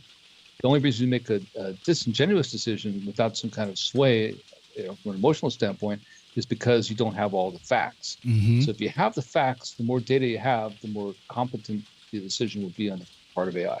Mm-hmm. But it cannot be swayed by having an emotional, sway on its own, which is the thing I think is what you're saying. I think that's what's going to happen, is to keep it from making these terrible decisions that might wipe us all out.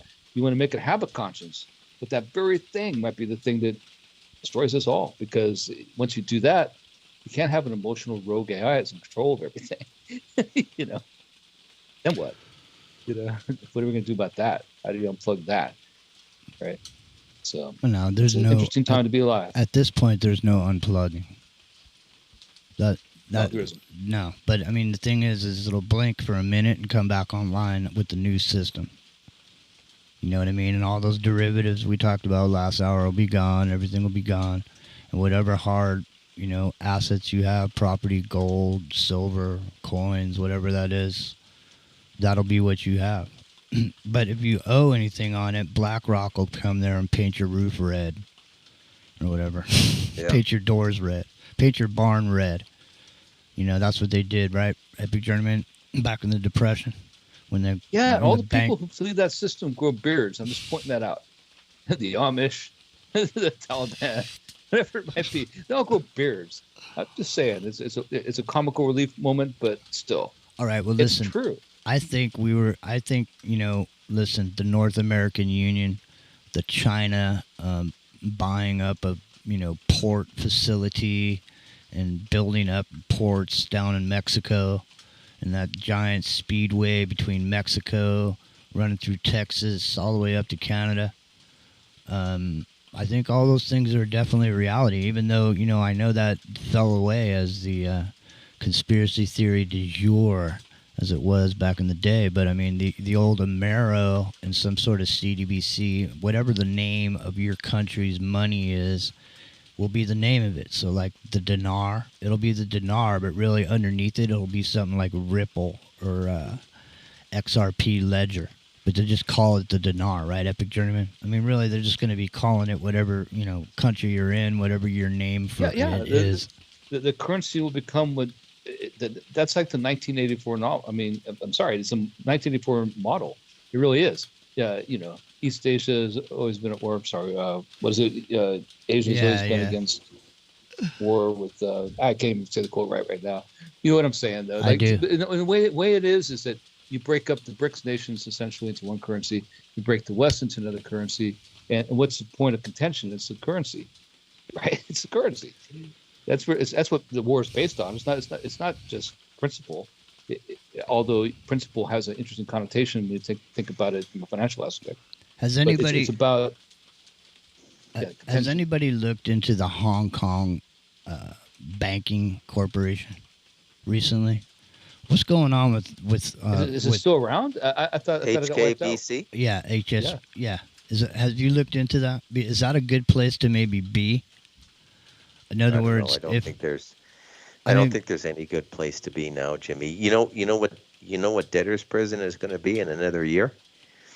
They're going to send you to the front lines in Ukraine, along with the mentally handicapped they're gathering off the street, and they're literally out there now like dog catchers, snatching any man they see in Ukraine. No training, no program, nothing. Down, boy. Hand you a gun and send you to the front lines to be cannon fodder for the Russians. Well, listen, man. I think the thing is I want to move into a peaceful 2024. Because there's always Mars. You might want to find that jump room. I don't know, man. I don't know. I just know this. I mean, stay away from Windows if you're anywhere near Russia. Things. So I remember Snake Plissken escaped from 2 cities, Jimmy, New York and L.A. Yeah. So. Well, I don't know. I don't know where there is to escape to at this point. I mean, all you got to do is all you got to do is take Trump off the ballot, and you can hear the shotguns cocking all over America. What? Yeah. Oh, yeah. What? Yeah. Hey, can I just pry Epic a little bit about that? Because I think he's being serious when he says that. Is it what kind of infrastructure is off-world now, Epic, do you think? Oh, there's been an infrastructure for a long time. I think we went to the moon before they say went to the moon. We went there long before 1968. I think the secret supposed. I don't believe in the super soldier and all that kind of stuff. The way that they do the blue chicken cult or anything like that. But I do think we've already been to Mars. I think we've already been to the moon multiple times. Did before we even knew about it, right? Because that's the kind of thing that you keep classified. It is. Because if you fail, right, you don't want the whole world to know about it. You want to already have that, ability in place before you go show it to the world. So I think we'd already been there.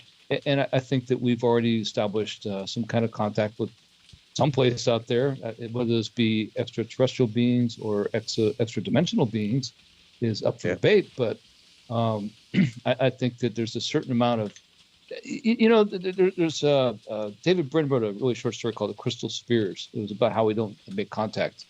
It was about this idea that we're in quarantine, essentially. I've talked about it on the show, but I think that's right. Not because of David Brin, just because that this idea of us being in quarantine, and it's like breaking through the hymen for a virgin, right? That's what it is. I'm sorry to make this kind of gross analogy, but it's like that.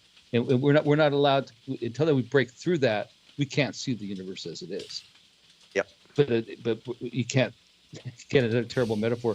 We can't probe it that far until we have the ability to do it. Right? We need that, again, terrible metaphor, that erection, if you will, that'll allow us to do that, right? And that's our will to go do it, right? And so until this consciousness of the world gets behind it to where we're willing to do that, to go out beyond our safe space here, or our quarantine, whichever one it is, we're not really going to be able to access the potential of the cosmos or the galactic society such as it might exist. Forget about the Galactic Society, Jack. Well, that's a bad term. Let me reel you back in here to planet Earth, where reel me back in. Play David Bowie on me. But, no. I mean, that was back in the day. That was funny, though. You got to admit, that was funny. But anyway, I do think that we're confined here. We are confined here. Yeah, well, I do as well. I can't give any rational reason for it, but intuitively I felt that there's a quarantine here.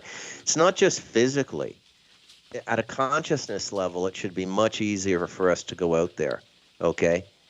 I think the way this body has been, and consciousness has been set up, by the time you reach the bipedal sentient hominid form on your planet, standing upright, your spine going towards the light, right?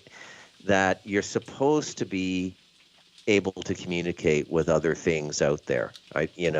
We get flashes of it in certain individuals in human society. They're born with it, or they learn how to do it. But it seems to me there has to be some consciousness membrane there, Epic, that's preventing it. They don't want us commiserating. And I think this is where the real transfer of knowledge happens. It's you don't necessarily need to build a ship and go there. So just like we have people who can, project their consciousness through remote viewing, imagine if there's life in the galaxy and they're like millions of years more advanced than us. This is why people don't get extraterrestrials. Man, they could just pop here. They could just pop in here, okay? Just literally project themselves from the physical form on the planet they live in. There's no limit to what consciousness can do when it gets to the level of the bipedal hominid. See, this is what happens to people, ladies and gentlemen. When things on planet Earth, they get too much for people to deal with, They start going into a place far, far away, millions of light years away, somewhere. But and because it's more comfortable. No, I'm just saying. I'm just saying. I'm just saying it's more comfortable for people in this modern world to talk about stuff like that because it's not what's actually going on. And I mean, it's interesting because it diverts our mind and it takes us away. Or maybe it is the pressure that creates the diamond consciousness, and maybe these are the right questions to be asking based on the pressure of life on Earth. There you go. Maybe this is how we evolve. It's never voluntary. You read the lives of the saints and the great mystics; they have the most horrible childhoods you could imagine, man. Just either hang myself or go meditate in this cave for 30 years. You are on to form the construct. Yeah, that's you're right. on to the focus point, right? You're on to something. An Epic Journeyman's talking about the forming of the diamond just recently. So that's interesting, Bruce. Bruce, are you ready to give out? You ready to give out the number? I want to hear what people have to say about the breakup of America. Are you going to move to a certain country, like, say, Texas? One of those foreign countries? Well, I mean, California's probably going to be a country, wouldn't you say? I mean, California definitely a country. It's the fourth largest economy in the world. There you go. Third sometimes. What kind of Americans are they going to be? Exactly. What kind of American are you? Bruce, give out the number. 864-810-1039. 864-810-1039.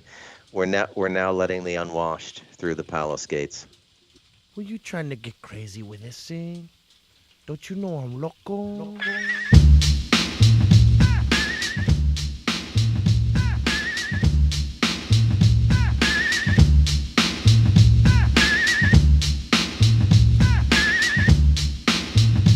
$864 810-1039. Just toss that ham in the frying pan like spam. Get done when I come and slam. Damn, I feel like the son of Sam. Don't make me wreck. Hectic, next to the check. Got me going like General Electric. And the lights are blinking. I'm thinking it's all over when I go out drinking. Oh, making my mind slow. That's why I don't with the big 4-0. Bro, I got to maintain. Cause a like me is going insane. Insane in the membrane.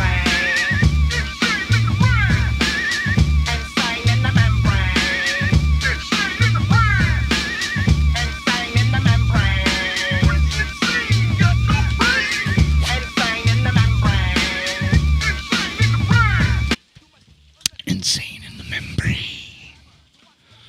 So 864-810-1039, 864-810-1039. Give us a call. Let us know what you think. I mean, are you all up in it to win it? Are you going the distance? I mean, is it the land of the free, home of the slave? Is enough already? Like my grandma used to say, Bruce, enough is enough. Enough is enough already. You know, my grandma made the cables that they used to make phones go across the Atlantic. My grandma ran the phone board at the big department store and at the communications center in Arizona. Damn. Yeah. My mom. The patched cables. Isn't that weird? My mom plugged in phones to make phone calls for the phone company. Wow. Back in the day when you used to do the cross connects by hand. Here, man. It goes back to the James Coburn movie, doesn't it? It really does. The phone company. Well, I mean, when I was a kid, my grandma used to bring home the wires from the phone cables, which are the wires of the 25-pair color code, which I ended up becoming a telecommunications specialist. And guess what? Yeah. Those same wires I was playing with when I was like 3-4 years old, they're the wires that I ended up working with for the rest of my life. I was just doing it yesterday. Crazy, isn't it? It's a small world. We're going to have to do another show on the President's Analyst, man. We should. There's a lot in that movie. There is. I mean, there really is. It applies right now. Like how like the infrastructure. That movie's about the infrastructure being built, isn't it? Mm-hmm. Nobody wants everything that laid out in that movie is right here, right now. Nobody wants to call up, huh? Nobody wants to call in about this breaking up of the United States of America, the North American Union. I'm surprised about that because here's what I think about it. I'll just put my own context on this. What I think about it, I think that nobody wants to fight Americans. Nobody wants to do that. Nobody in America wants to do that. Well, I won't say nobody. There are people who do. But in general, like it's most of society goes, there's 330 million people and 300 million of them don't want to do that. There's 30 million of them that do, though. And there are. Nobody wants to listen. I think people have become, docile and saturated, and they're just laying around, shoving chips in their mouth, eating ice cream. The Inui from the Time Machine, right? With the Molochs, Molochs, right? That feed on them. Yeah, that's the parable of the Time Machine. That's out of control, man. No, I mean, what's left at this point? I mean, is anything? Do you think anybody's going to care? People just sort of? I mean, if something's going on, aren't people just followers? Isn't it like the 100th monkey? You know what I mean? It's like all of a sudden everybody's got the same haircut. Next thing you know, everybody's wearing gray jumpsuits. Next thing you know, everybody's making $1,500 a month. Nobody's saying anything. Y'all just walking around with your earbuds on. Looking at your phones. Making your $1,500 a month. You know what I mean? I mean, it just happens like that, right? People just do it. Like all of a sudden, you're standing there one day, Epic Journeyman. One day you're going to be standing there, and you're going to be the only one wearing Levi's and a T-shirt. Well, I think I'm going to coin a term. I'm not sure I'm coining it. I'm sure other people. I've said it before myself, so I'm not coining it for the first time. But I don't know if I coined it to begin with, because I'm sure somebody else must have said it. But what I'm going to call this is an epidemic of apathy. An epidemic of apathy. It spreads from person to person, right? Yeah. And they don't care anymore. They're just apathetic, like they just give in. Like in other words, like how you get a cold or flu or you get some kind of disease and it just makes you just want to sit in your chair and not do anything because you just feel bogged down. Mm-hmm. This apathetic virus, this epidemic of apathy, is going from mind to mind intentionally. That's my contribution to the show tonight. Intentionally through memetic engineering to subdue a whole part of the world. We're in for a treat. We've been joined. Bye. Sling Blade himself, Daryl from Arkansas. All right, Daryl, stand by.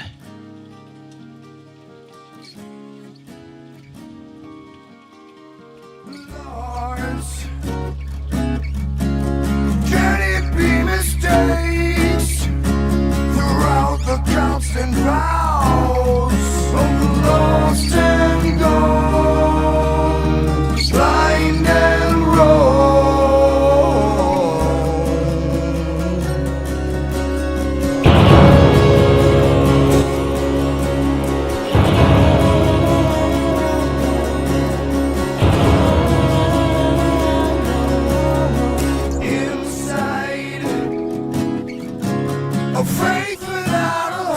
Every Friday night, freeworld.fm, revolution.radio, the independent broadcasting network, into the microcosm.com, TalkStream Live.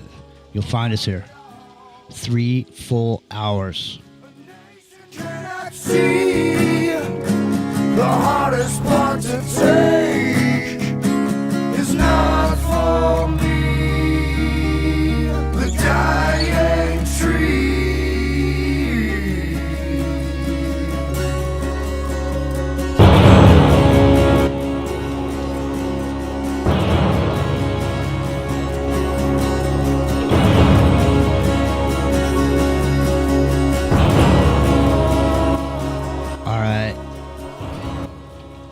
That's a great song. It's hard to turn it off. Landing. I got it, man. I totally got it, dude. Yeah. The dying tree. It's not reaching out anymore. No. It's drawing in. It's the apathy, the epidemic of apathy.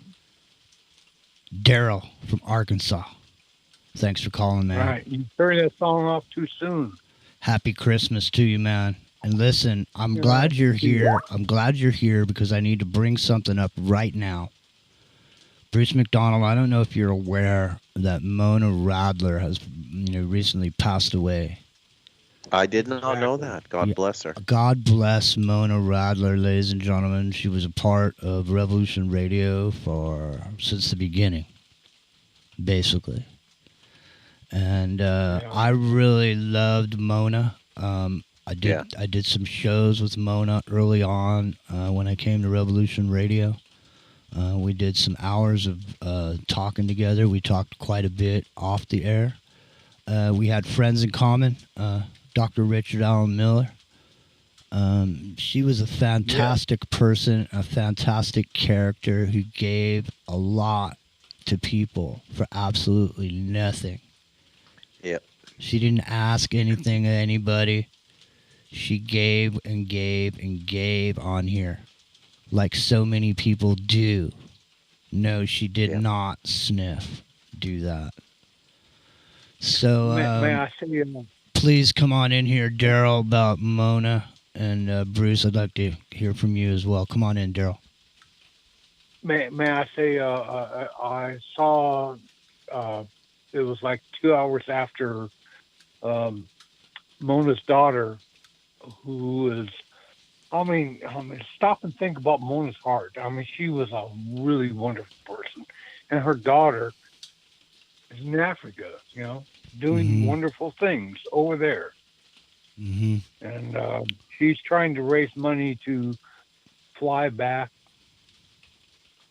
to the U.S. to intern her. And well, so I didn't know that, but are they gonna be doing a show on Sunday morning at the normal round table that Mona was a part of for so many years?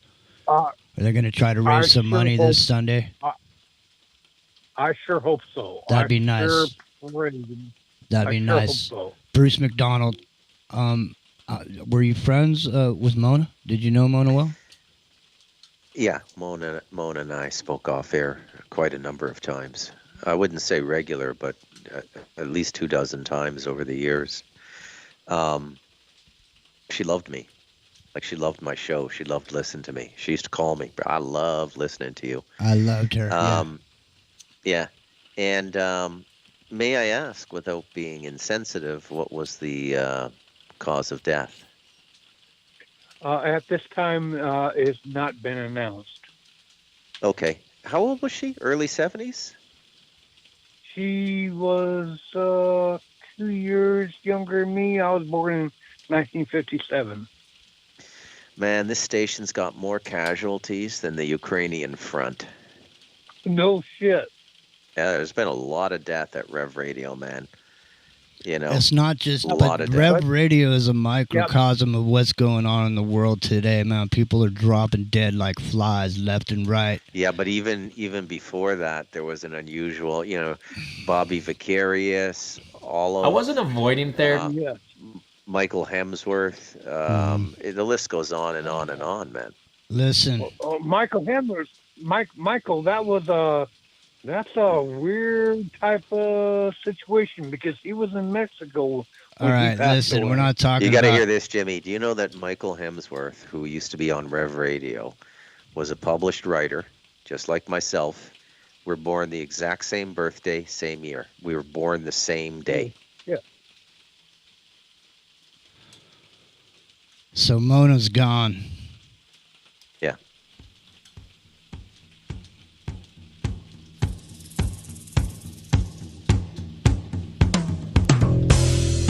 Hey. Be quiet.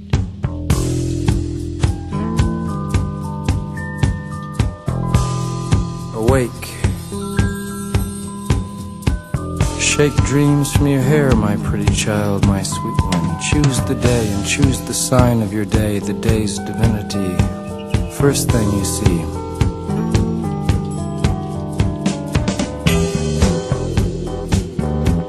A vast, radiant beach and a cool, jeweled moon.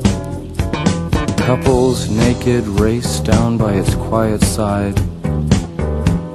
And we laugh like soft, mad children, smug in the woolly cotton brains of infancy.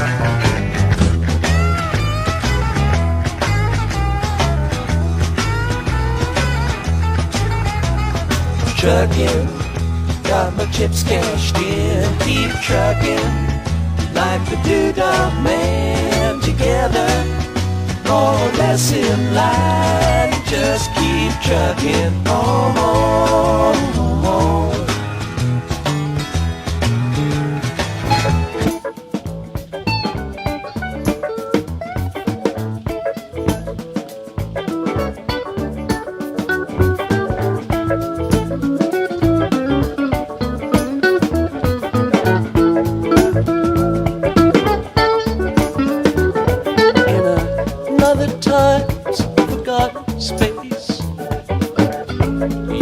Looked from your mother's face. Wildflower seed in the sand and stone. May the four winds blow you safely home. Roll away the dew. Roll away the dew. Roll away the dew. Roll away.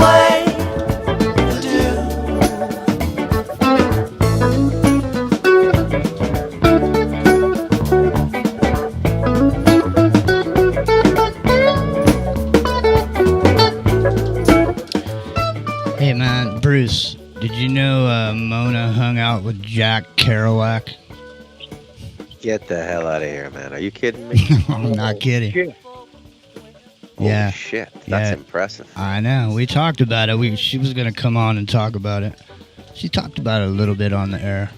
But I just want to point out, ladies and gentlemen, this is a couple of minutes in the show that we're taking a moment to, wish her well on her journey. But, people that do this radio on a volunteer basis, they really love all of you very much, and that's why they do it. It's like Mona didn't do it for money. She did it because she cared, and she did a lot of things on the radio. Maybe you've known her the last couple of years, but she's been doing it for a long time, and she was an expert in growing herbs. She went to school to be an architect. I don't know if people know that. She was, she couldn't get ahead as an architect because she was a woman at the time that she went to school. She couldn't break through. So she went in a different direction. So, I mean, she's really super interesting person and a wonderful soul. And, she'll definitely be missed around here. The feral hippie, ladies and gentlemen, Mona Radler. So I'm sure on Sunday on the round table, I'm sure they'll be doing something and putting something together to help raise some money to help get her daughter around back here. Okay, go ahead. So you want to break your state off from the America that you used to know there, Daryl? You want to go take Arkansas? Yeah, Arkansas. Northern Arkansas, most important. But anyway, what I like to say most about Mona, she is a beautiful soul. And I say is because she has separated from her meat suit, but she is still with us. That's what I just wanted to say. Over. Well, that's good, Daryl. Now, Daryl, what we're talking about, and thank you for that. So appreciate your statements. So what we're talking about, Daryl, and what we want to hear from you about, and give out that number, 864-810-1039, 864-810-1039. Give us a call. Let us know what you think. The breakup of the United States of America, the North American Union, the dropping of the lines that separates you from everybody else. That invisible, you got one in the pocket, eh? Hey, that invisible line supposedly is supposed to keep all, what is it, like a force field, Epic Journeyman is supposed to be there? I mean, our line, do the borders really exist? Or aren't they just man-made lines drawn on a map by somebody's great-great-granddaddy? You know what I mean? Why can't I just walk wherever the hell I want? Remember, imagine what it used to be like when people used to just get on their horse, get in their wagon, and just come. Well, I'm gonna get Bruce really going here. Borders are based on water. The spiritual energy has a hard time going across water in the earthly plane, right? Yep. So borders are based on rivers, yep. strictly rivers. Man. Old time borders. That's why. That's why.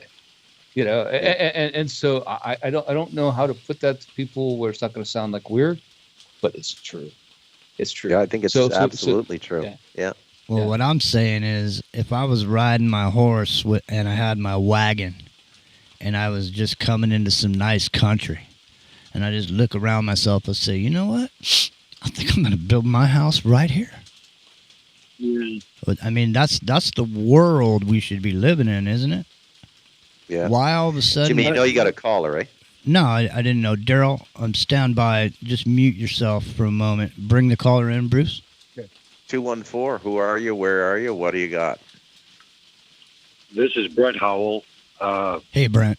I'm in Dallas. Hey. Texas. Yeah. What that are was you surprising about Mona? What are you hearing about Texas? Are you hearing there's going to be a first of all, breakaway? About Texas?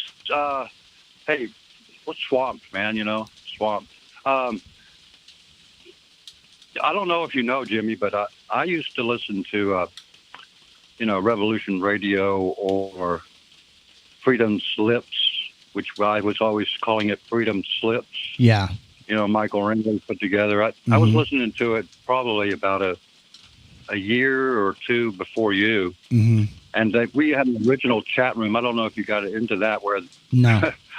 It was sponsored by, his ability to program and everything, and they had free call-in lines all the time, Mm-hmm. And I got kicked out of the chat room just pretty consistently, because I was calling the monitors Nazis.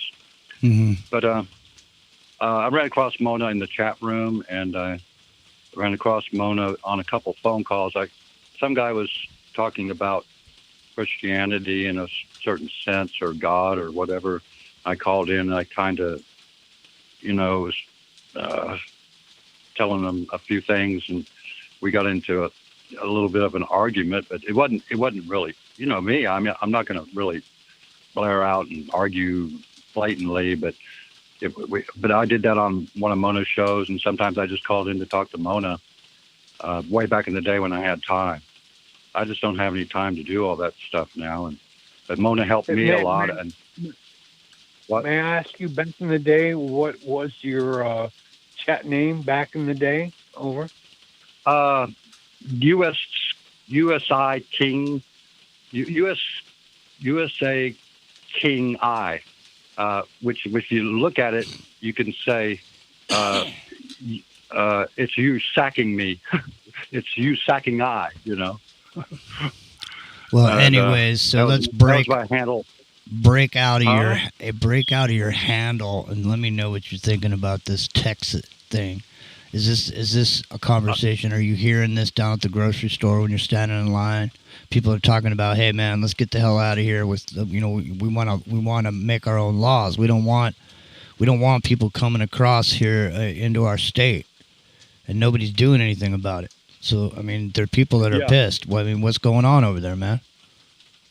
Well, there's a certain percentage of the Latino communities that I basically live. I was going to go to Mexico, but it came to me. So there's the Latino community are really upset about actually, people coming in now that are getting all the handouts and everything that some of them got, but some of them didn't. Some of them have been here for some time and have earned it. They are hard workers to a large degree, and I had great experience with the Latino community. It was more than half of my business, and they're getting a little upset too. And then, of course, there's the Republic of Texas group that comes out of RBM and that kind of thing, that are trying to establish a statehood, to secede and all that. But the whole Civil War was based upon secession, and they didn't give them that right. And it's a long story, but there's discontent, with the immigration and the source of that immigration, and I don't. But the way things are, that's well beyond us to even control at this point.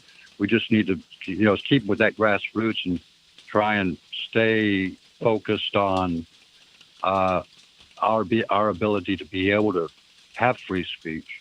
I think that's the last thing on the block. Well, may I ask you, how did you find out about Revolution Radio? How did back you... in the day? Yeah. Originally, I was on Twitter, and I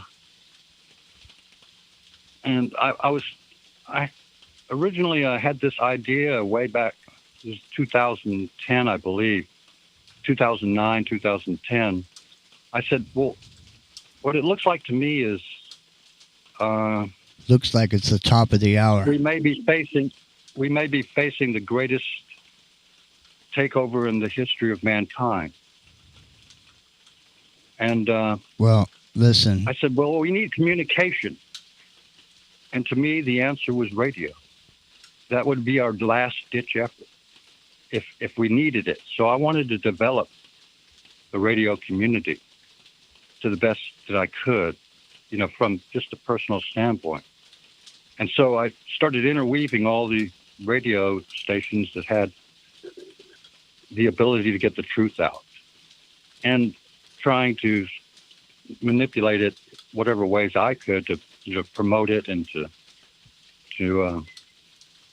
that's my cat.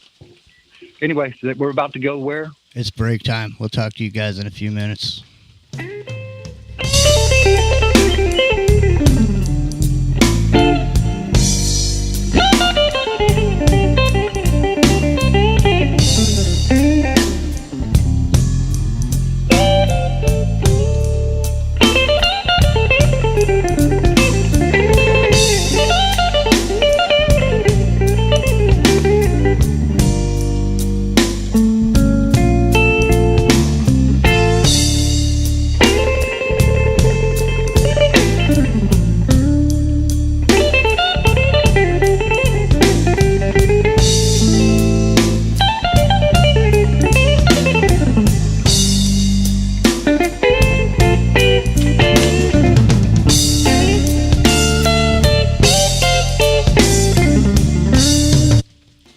freeworld.fm.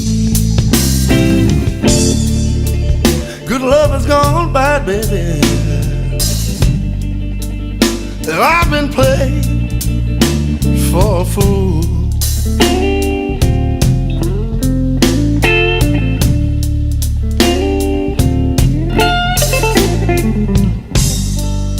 Good love has gone bad, baby. Girl, I've been played for a fool.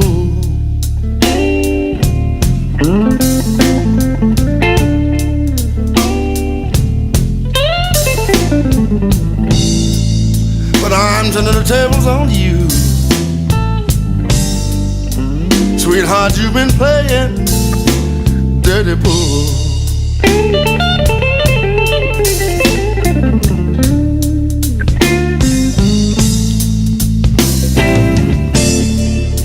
You said you called the shots the last time, baby. And all of your friends, they thought that was so cool, baby.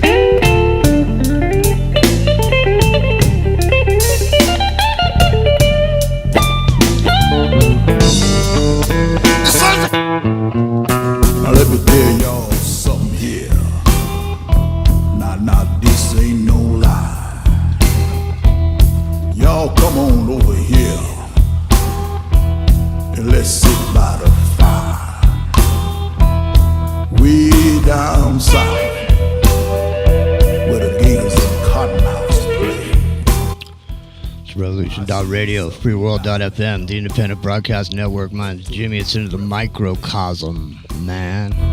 I saw a black Cadillac cruising real slow way down the swamps where man there goes. Epic Journeyman. Are you there? Are you muted? I am no longer muted, and I am here. All right, listen. Let me ask you a question. With all this shit that's going on in the world, has your freedoms been enhanced or diminished? Is there anything in your life to tell you that you're not free right now? That's a good question, because as far as your actual freedom of movement and to do things you want, no, not really. I mean, what are you free to do? But as far as knowing there's somebody watching all the time, which sounds conspiratorial, but it's not. The fact you know that everything you're doing is being monitored, that's what's changed. Like that's the thing. You don't know when you have a conversation online, per se. Let's say example on X or on some platform, social media platform. If it's a chatbot on the other side answering your questions or prompting you, you don't know if there's a. But I'm just saying, what is it for you as an American that makes you feel free? And are you, by any chance, being hampered from any of those freedoms? I mean, you can go down on the street corner right now and put your soapbox up on the thing and start spouting anything you want. No one's going to stop you. And here in Hawaii, despite all the terrible things Bruce, you're muted. Fire and everything else. I'm sorry, not Bruce. Me. Okay. What kind of American is he, Jimmy? What kind of American am I? Well, like here in Hawaii, there's no fishing license required. I can go out and fish anywhere I want to. I can go. Well, there's a couple spots that are designated as like reserves, throughout the state, but it's not very many. There's not very many. So basically, anywhere you go, and access to the coast is a freedom you have in Hawaii. You cannot block off your access to the beach. Period. So isn't it cool so think about it this way. Like if I want to go fish anywhere I want to, I can camp there overnight because I just have a fishing pole in the water. That's how it is in Hawaii. If I want to go spearfishing, I can go spearfishing because there's nobody to stop me. But the thing is, though, you can say what you want to say. You can move here and there. But what is it that makes an American free? You're free to go down and buy whatever you want from the store. What is it? You're free to what? Drive to a different town. What is that? There's no town and there's no line of town anymore. But for example, if I drive outside the island, I can go buy whatever I want. Yeah, there's nothing. What makes anybody else any less free? Bruce, is anybody any less free over in Costa Rica? You can go down and buy whatever you want at the store if you want to, can't you?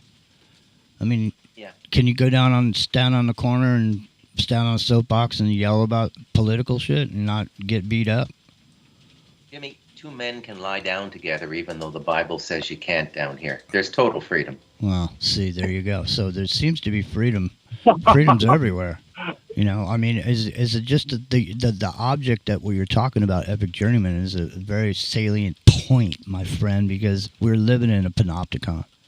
So the only difference is not necessarily that you may be hampered in your movements or whatever, but that you're always being watched and listened to. So everything you say and do can and will be used against you in a court of law in the future, won't it? I got a comment for Epic. You were talking about apathy, right? And that was your contribution tonight, right? Okay. Back in 1976, I think 76, 77, somewhere in there. Jimmy Carter was president. He gave a speech, and he said the number one problem in America is apathy. And I was at a gas station, and they were filming. The local news people used to go out right into the population, and mix with the unwashed.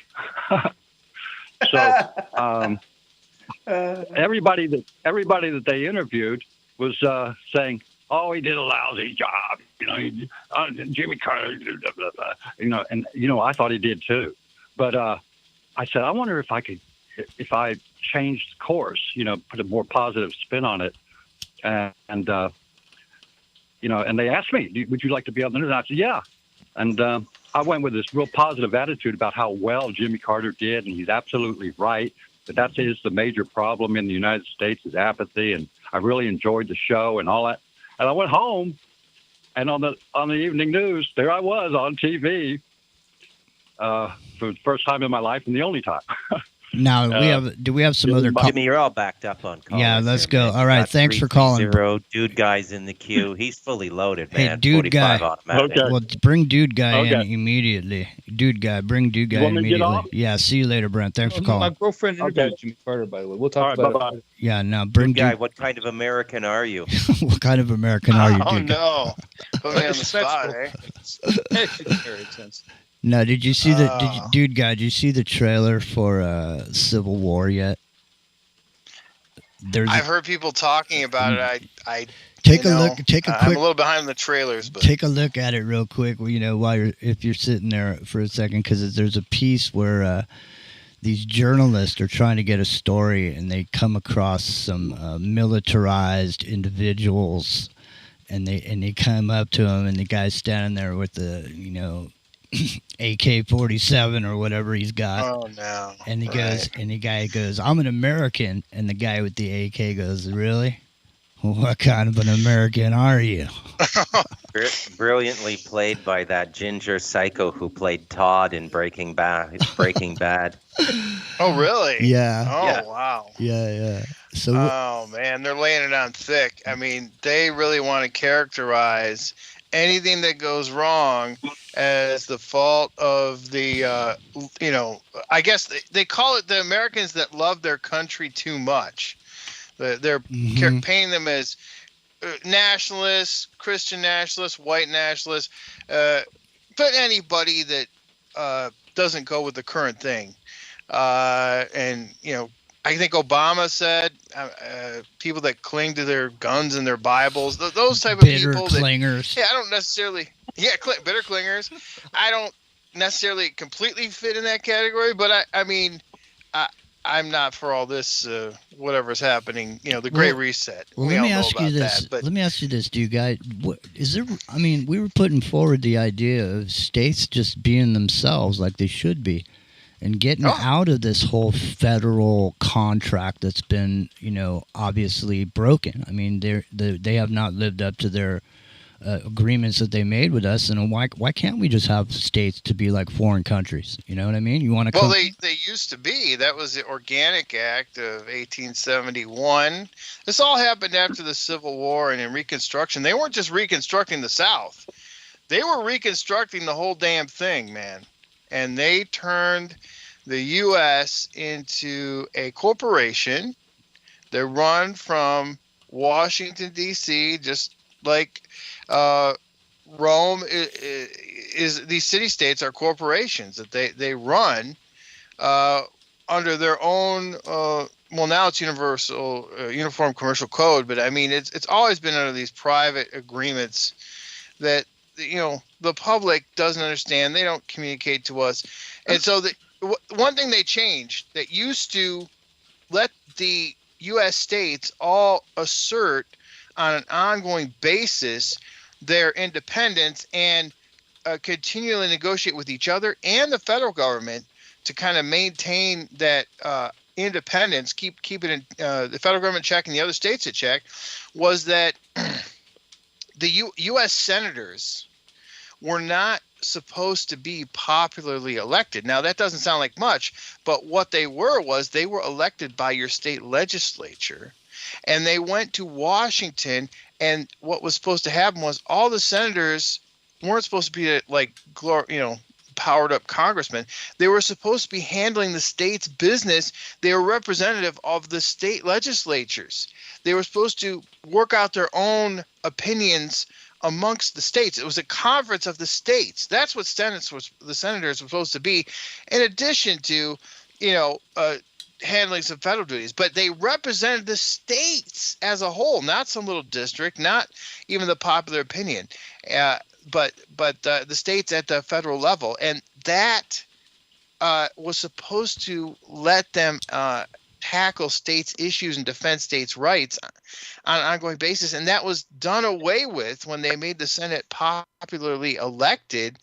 I forget which amendment it was, but it was right around the turn of the century, 1900s, somewhere around there. They turned it into another popularity contest. And so we don't get the state legislatures having representation at the federal government. I have to interrupt you. That's not true, because only in this way. Most of what you're saying is right.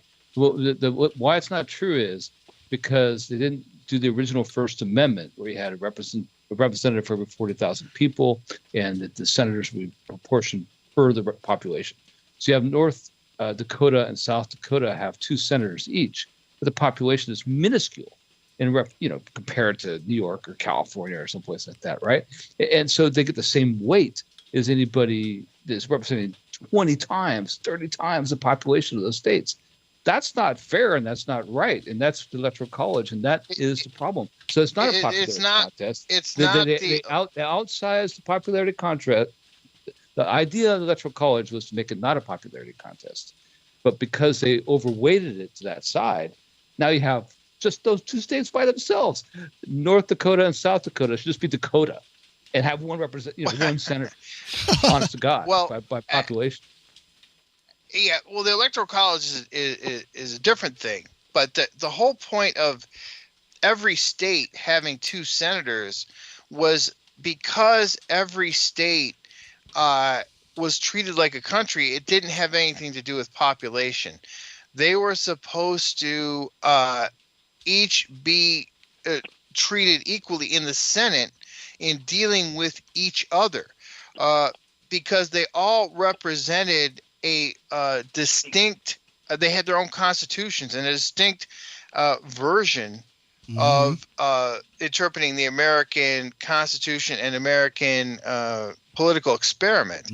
And so if they didn't have equal rights, those political dynamics could not play out in a way that wasn't overly influenced by the other states, and so the whole point was that you would have the House of Representatives representing the people and the Senate pretty much representing the states, which is also indirectly representing the people, but their primary function would be to protect the interests of the people at the state level, protect their state constitutions, and that's not happening anymore. No. The states are just all amalgamated into the Congress, and they just do what they're told, and they serve the parties. This is where we didn't used to have these political parties that ran everything.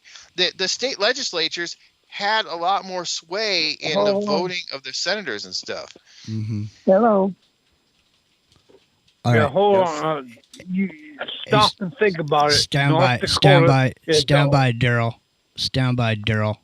Wait till you hear your name called. Go ahead, Bruce. We got another caller. Stand by, dude guy. Go ahead. Yeah, I missed 385, so I called them back. Welcome to the show. 385, welcome into the microcosm. What you got going on?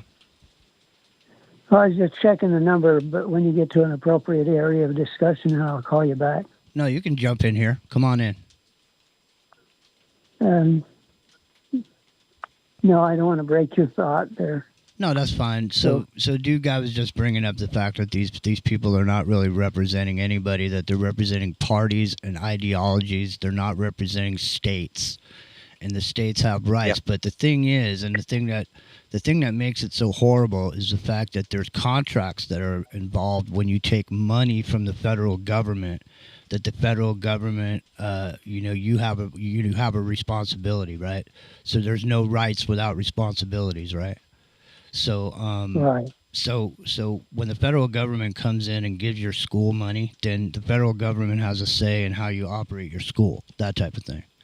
So remember when George Bush was all up in arms about he didn't want to have any stem cell research. The government will not do stem cell research, and he was playing to the Christian conservative audience that didn't want stem cell research. But really what he was saying was the federal government wasn't going to have any involvement in it, and he was going to allow it to just be strictly in the private sector where the federal government has no control over it whatsoever as long as there's no federal money involved. So, consequently, you see what we see today and some of the things that have been developed as a result of that type of thing going on where, these senators, Bruce, everybody on the call, we've called for it before. We've talked about it. We should just remove these people, and everyone has to. That system's broken. That system is broken. We need to eliminate that. Yeah, there's no way to. Is there any way to clean up any kind of corruption that's been going on? These people are fixtures in there. They're just sitting there. Menendez is totally corrupt. He's still in Congress. What's that all about? He's a Democrat, right? So unless you guys think I'm favoring one side over the other, that's not true. That guy's completely corrupt, right? Why is Matt Gaetz still in Congress? What the F is that about, man? The guy is trafficking kids across state lines. Let's just figure it out. They're going to take a certain piece of your hide every year for taxes. Let's go to an electronic anarchical system, okay, where you're going to pay so much, but you take the money that you pay and you say what you're going to use it for. So there's so many things that are available for you to choose from. Do you want to find out the sexual habits of cockroaches in a country far, far away and spend millions of dollars on that, or you want to? Canada has the best one about oral sex and the way women talk. That's what I mean. That's true. They really finance that. If none of us were giving our tax dollars to that shit would die off on the vine. But we were giving our tax dollars to rebuilding our bridges and moving some of our cities into at least the 21st century. We could be investing in our future rather than, wasting away in Margaritaville or whatever.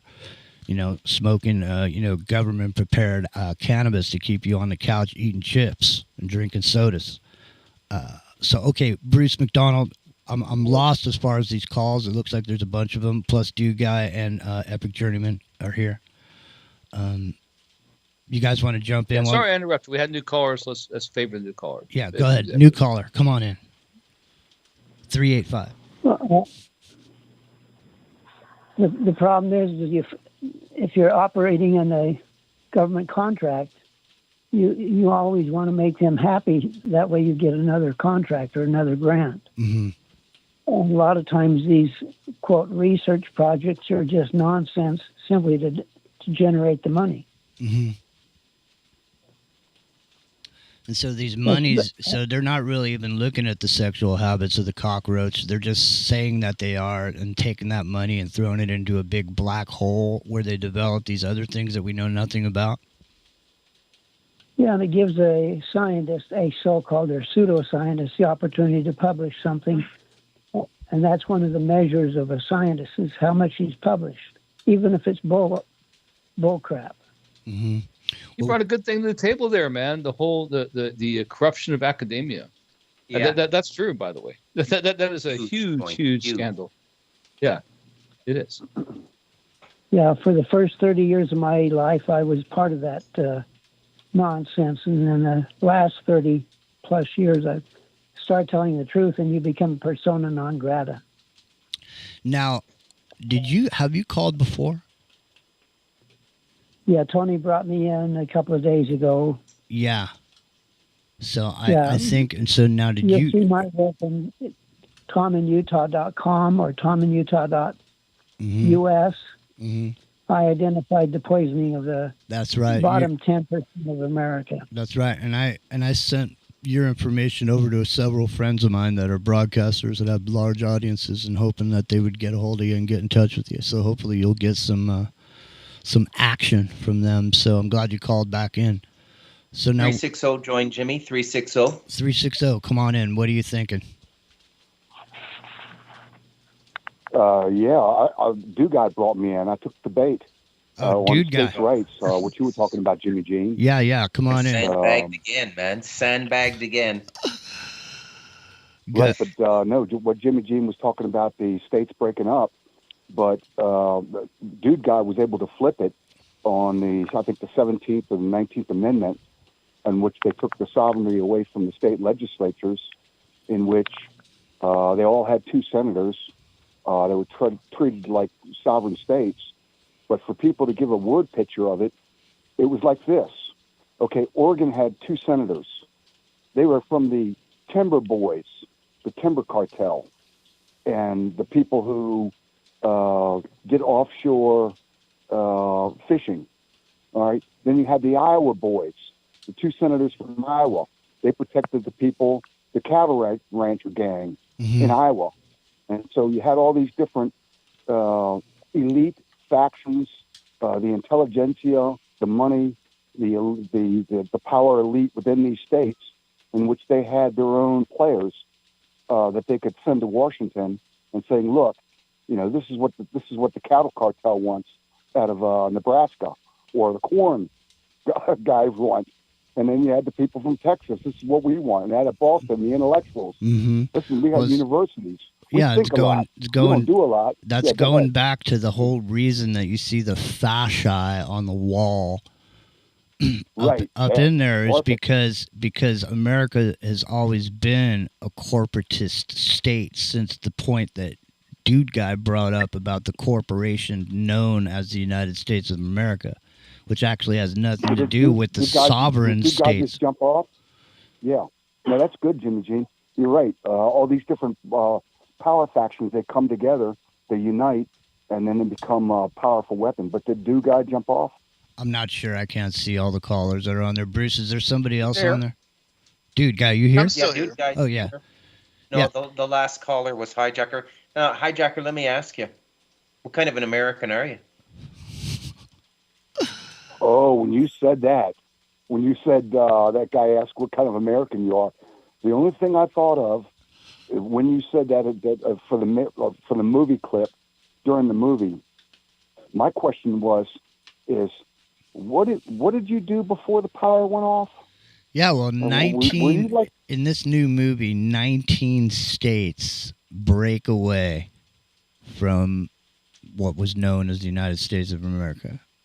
They break away. They say, you know what, we've had enough. And I was looking at the map, and I mean, if you look at the map and you look at the conservative states and the and the liberal states, you'll see that there's an overwhelming red area on the map.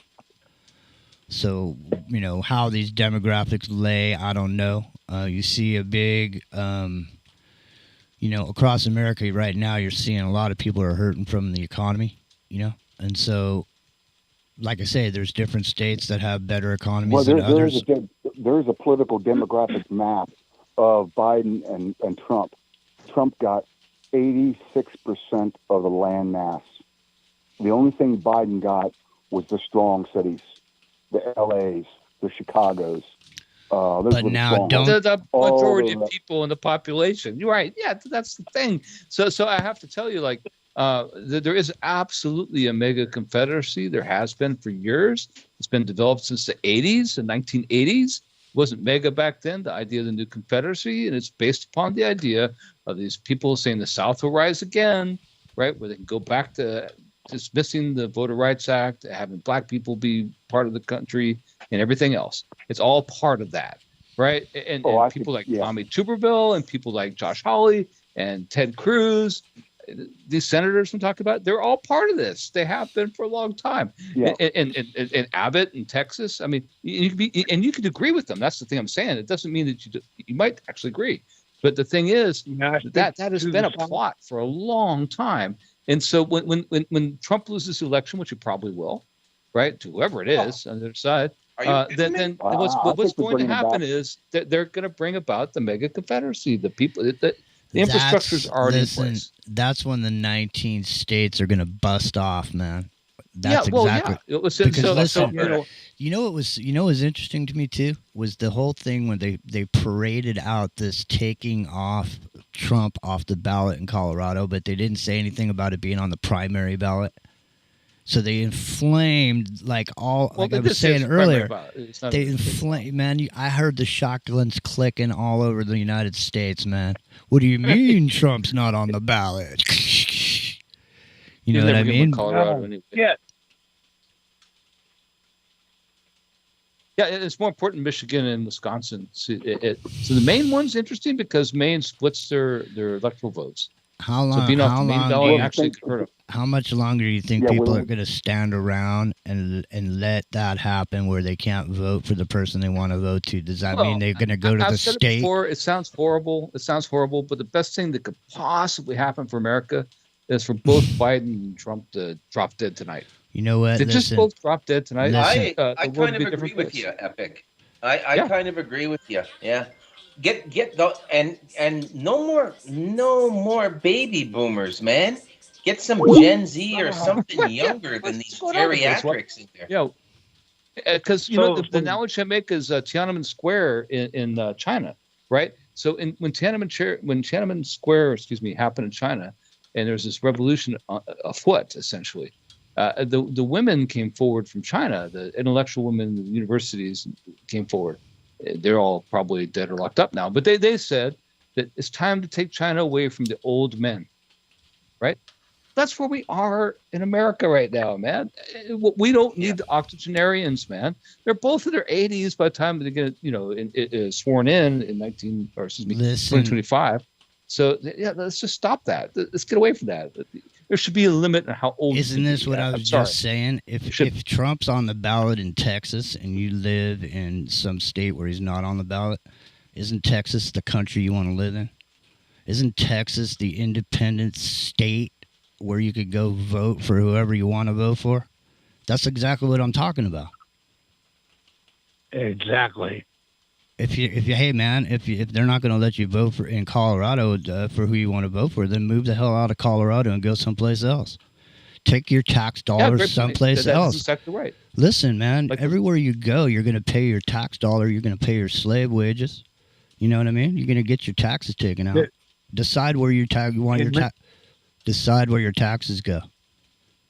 Listen, man, I just want to say something. I just kind of wonder if all these people moving from California to Texas is they want to change the vote.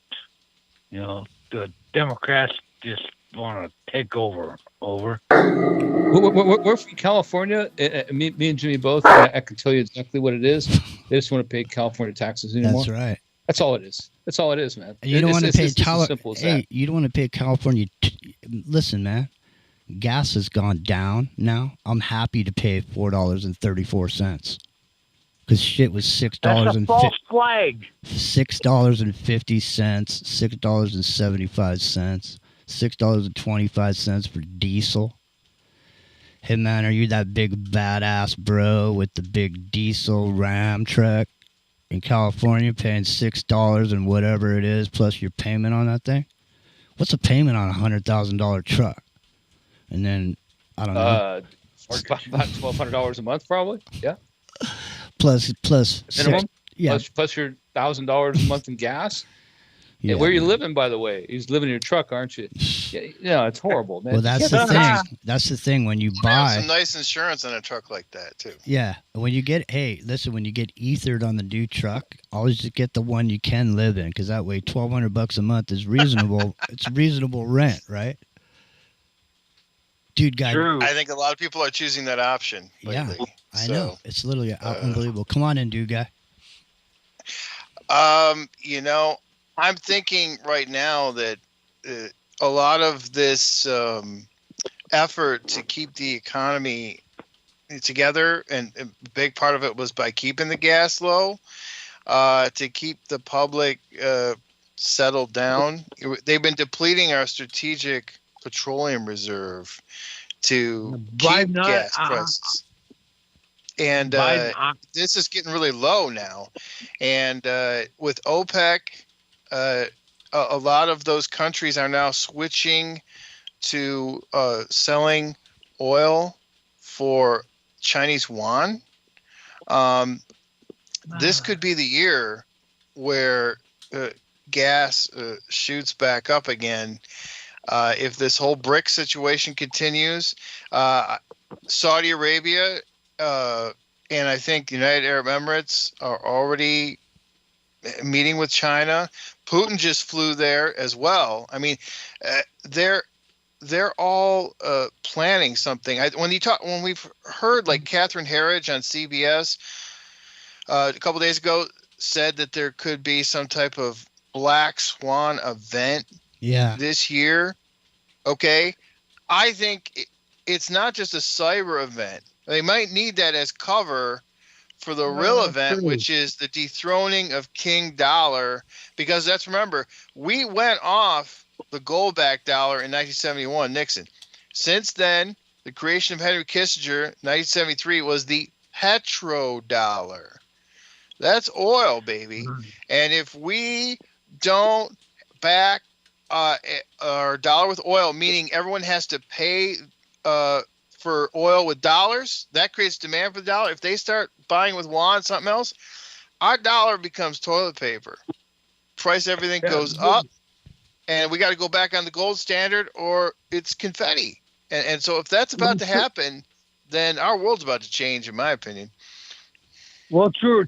It's like Biden. I am what do you call Biden selling off the whole oil reserves. Hey, Daryl. He's selling off our precious commodities of our country, and Don't worry, his main Daryl. purpose is destroy this country that we live in. Daryl, don't worry. Research Gull Island. Daryl, have you been drinking, dude? from 2 weeks ago. Yeah, sorry, Daryl. We know you're cool, man. You're the bro, man. I have to point out that America's #1 producer of oil in the world, and has been for quite a while now. In the last 6 months at least, by a wide margin. So it's not like we're shutting down oil production. The U.S. produces more oil than anybody in the world. It's true that we do, but we also use more than anyone. Mm-hmm. And no. we don't. I worked at Halliburton at KBR Halliburton, so I got to know a lot of this intimately.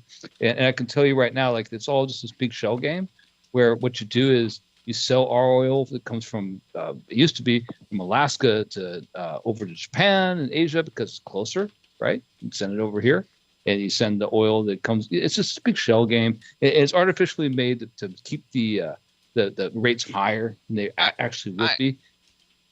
I understand all that. I don't. I've actually studied it quite a bit. I'm sure you have. Interim experience is great, but the problem with reducing our strategic petroleum reserve is that to keep prices low to get reelected, and which is what Biden is doing. It's as low as it's ever been. I think we only have less than a month of reserves. That oil is readily available to draw off straight into our infrastructure and straight to our refining plants with no international shipping, no running of our oil production infrastructure. It's in these big salt deposits down in Louisiana and I think Texas or something. There's a couple of them. That's low grade oil, man. That's low grade oil. That's not the sweet crude, man. That's low grade oil. And by the way, I want to point out that the strategic oil reserve thing is being replenished now. It's not a matter of like it was done in a short time. It's still being done. It's being replenished because our production's gone so high. Right. So it's going to catch up. It'll take years to replenish it. But the question is, why do we want to? Right? There's better sources of energy out there. It's whatever oil we put in it is in there. And so if why we're do we putting want sweet oil? crude in Why there, do we want it's oil sweet. at all? Yeah, when there's dude. hydrogen? Why do we want oil at all when there's fusion? Why do we want oil at all? Well, we run on There's oil. better- Our entire national infrastructure right now is still based on that- oil. And Yeah, but we're see, coming you said into a it. crisis. Petrodollar, right? But eliminate the petrodollar, and you realize that the world is a much better place without the petrodollar. Well, you don't just do it all of a sudden. And the point I'm trying to make is 2024 is likely to be a year of a great crisis for this country. And if all of a sudden our dollar is losing a lot of value and no one will accept it in trade, or a lot less countries will, and we're meeting economic difficulties in just funding the oil platforms, funding things to keep going. The best alternative for emergency to power our military, power our emergency responders, is to have that oil in the Strategic Petroleum Reserve where it can be shipped on barges very cheaply and easily to our refining plants down in Houston. There's no cheap barges. And what are you talking about, man? You know what oil is? Oil is the bitch girlfriend who is great in bed. It sucked everywhere else, man. That you ditch that bitch. Quite man. sure how to take that. That's what it is. Okay, I'm just saying that it's ready to go. It's in our control, and it can go right to our refining plants without trying to run all the far-flung oil production infrastructure. The shale oil is what is powering a lot of it. That's very energy intensive. We might not be able during a conflict or a crisis to power all that oil production infrastructure, and having a reserve gives the country time to restructure itself and redeploy or resolve a crisis that it might not have if we only have 30 days worth of oil in there instead of having 6 months worth of oil. And so it just gives the policymakers more options to resolve crises and keep us from having an energy crisis like 73, where we're waiting in line at the gas station or going by alternate days numbers on your license plate. If people remember that, I mean, I don't remember that, but it happened. I do. I want to point out something that you realize the stock market is the highest it's ever been. You realize that, right? It's going to crash. It's way overvalued. I'm just saying right now. Well, as of like 2 weeks ago, it's the highest ever been, and it's still like really close to the highest ever been. And we're at 3% inflation, which is the benchmark that we've always had, right? And what exactly is the problem? The problem not seems to be inflation. Come on, inflation is a lot higher than 3%. But I'm telling you, we have the lowest inflation in the civilized world outside of Japan, and actually, we just I think passed Japan.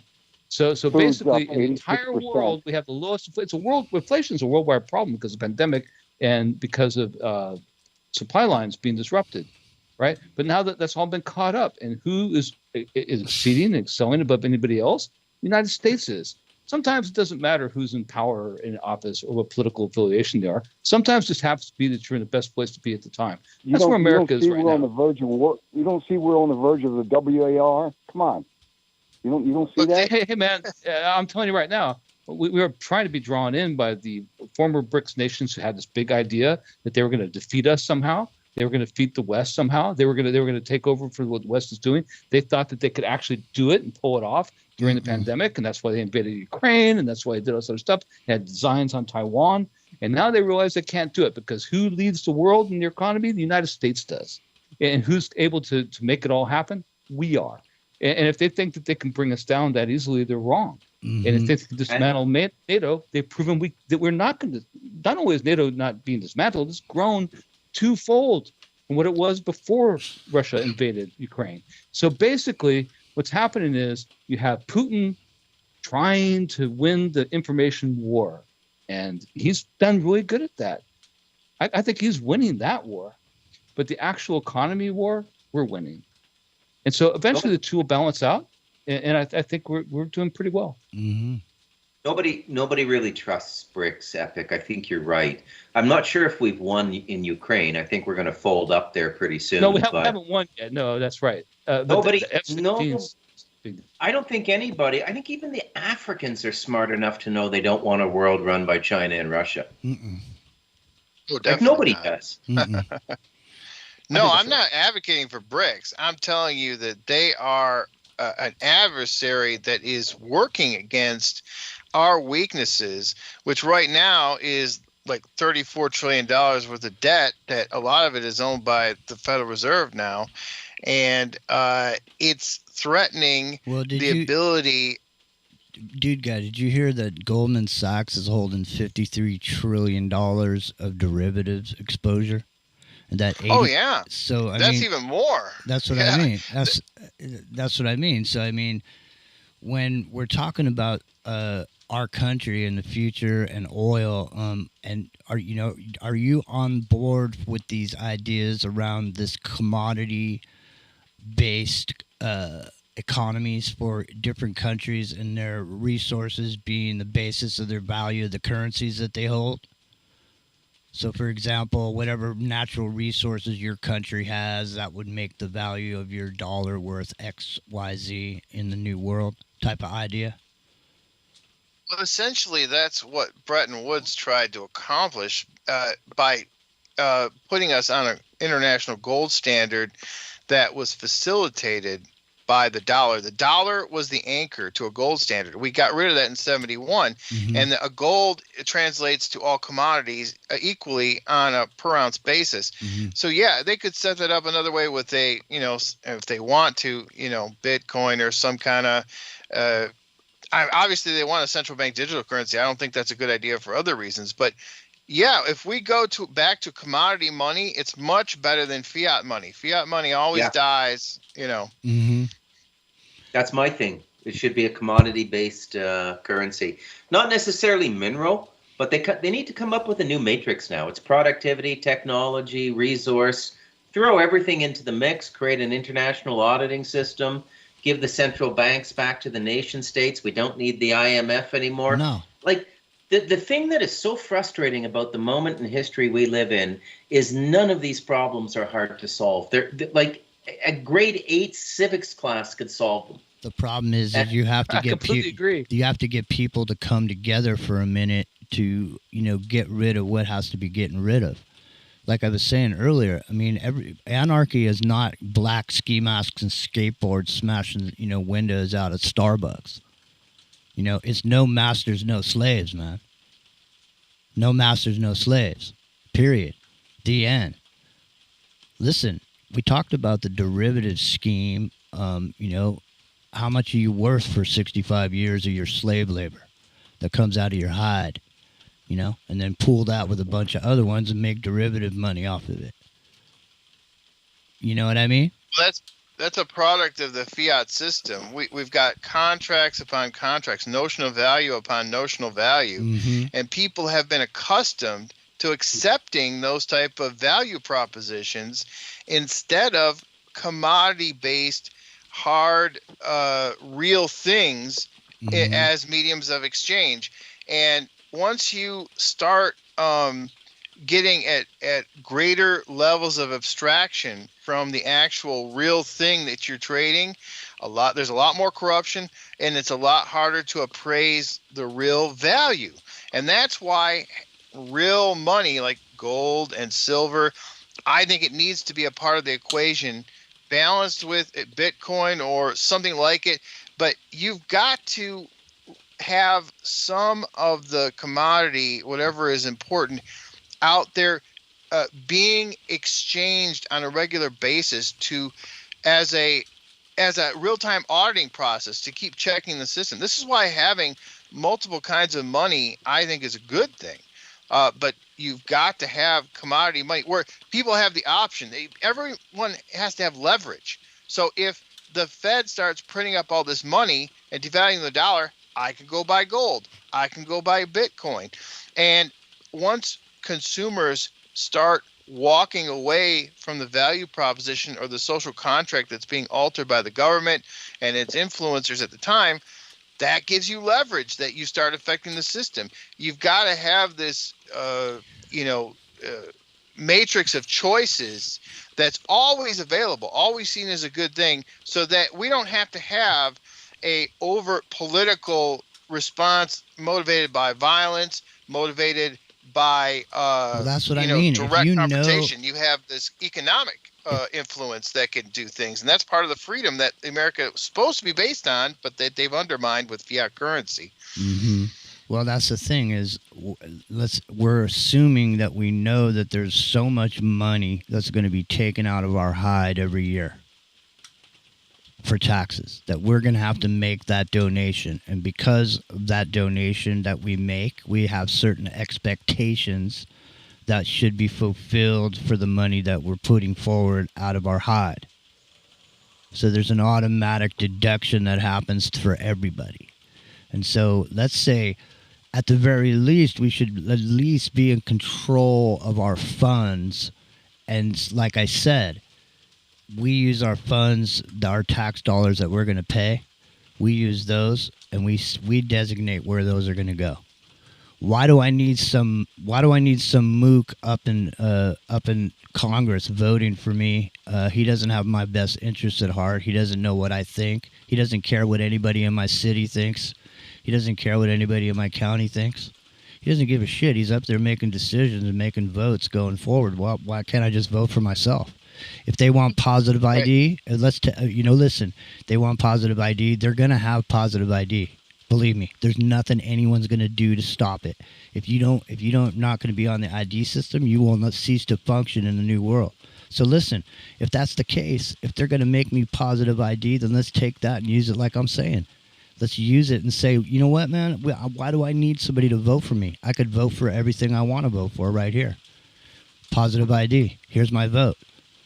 No. I think it's an incredibly winning argument, and I think it's going to win over. I really do. And I think that the things we've talked about on the show for years are going to become so important because it'll be the influence of the common people. How do you get them to move in a certain way? How do you get them to act in a certain way? All this mind control things we've talked about in the past, all these things that are psychologically motivated, and these studies we've talked about for years, and these programs we've talked about for years, are ways that when the power is given back to the people, and we can be positive ID with their positive ID, AI, blockchain, facial authenticated recognition, yeah, ID, that what's going to happen is that now all of a sudden it becomes how good are you at campaigning and advertising campaign, basically. How good are you at swaying popular opinion through some kind of media, right? That just gets people engaged, and engagements will become the currency, just like belief is the currency of the universe. Engagements become the currency of politics, and the engagements will become the thing that sways the vote, and people will focus on that, and it'll become the Benet's way of doing things. Instead of buying a congressman, why don't we just buy a policy? If we all just pay for the policy, couldn't that be our vote? Have our money where our mouth is. Mm-hmm. We'll all have it calculated up and say whoever puts in the most, that's the policy. I mean, I think it might be better than the result we have now. Another problem we have now is that they don't even consider individual policies anymore. It's all these omnibus bills. It all goes together. You don't know what it is. And so we'd have to make sure they break everything up so we even know what the hell they're trying to do with it. That's another big problem that's going on now is the omnibus bills. You gotta pass before you read it. That's what Pelosi said. I've got two quick questions. One for Jimmy Jean, and then one for you, Do Guy. Jimmy Jean, at the top of the hour, you're probably sitting in the top 10. Are you going to go ahead and sign off? Yeah, we're going to sign off here, but you guys just stay on Rev Radio if that's okay with everybody. I don't know what the trip is over there with you guys and all that. So, well, Do Guy can pick up the server and just pull me in if he's willing to do that for in just a couple of minutes. Yeah, like I'm saying, that's up to you guys. But listen, Dude Guy, what you're describing is exactly what I'm talking about. And I mean, if you really worded it differently, we could be talking right now about a tax revolt. Because realistically, the monies that are coming in from the people. And the thing is, if you started talking about a tax revolt and people started saying they weren't going to do that, let me tell you something, man. You'd be in a black prison hole somewhere in Chicago somewhere. Because believe me, it's like people don't realize the power of what they have in their hands. For example, you couldn't get a bunch of people to get together and not buy gasoline for a week. You know what I mean? Because the thing is that, I mean, people don't realize somebody would cheat, right? But you don't realize, the people don't realize that, them as a person doesn't count. What counts is their dollars.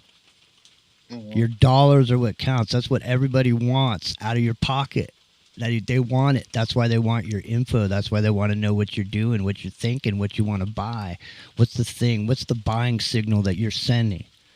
So I think in the future we are looking forward to something that's going to definitely be involved with having a positive identification for people, even though people don't like it, and I don't like it either. I don't like the infringement on my rights. But at this point, is there any place you can go where you're not on camera? I mean, you don't have anything to say about it anymore. It's common. If you're in public, then it's public knowledge. Is that not right now? How it goes?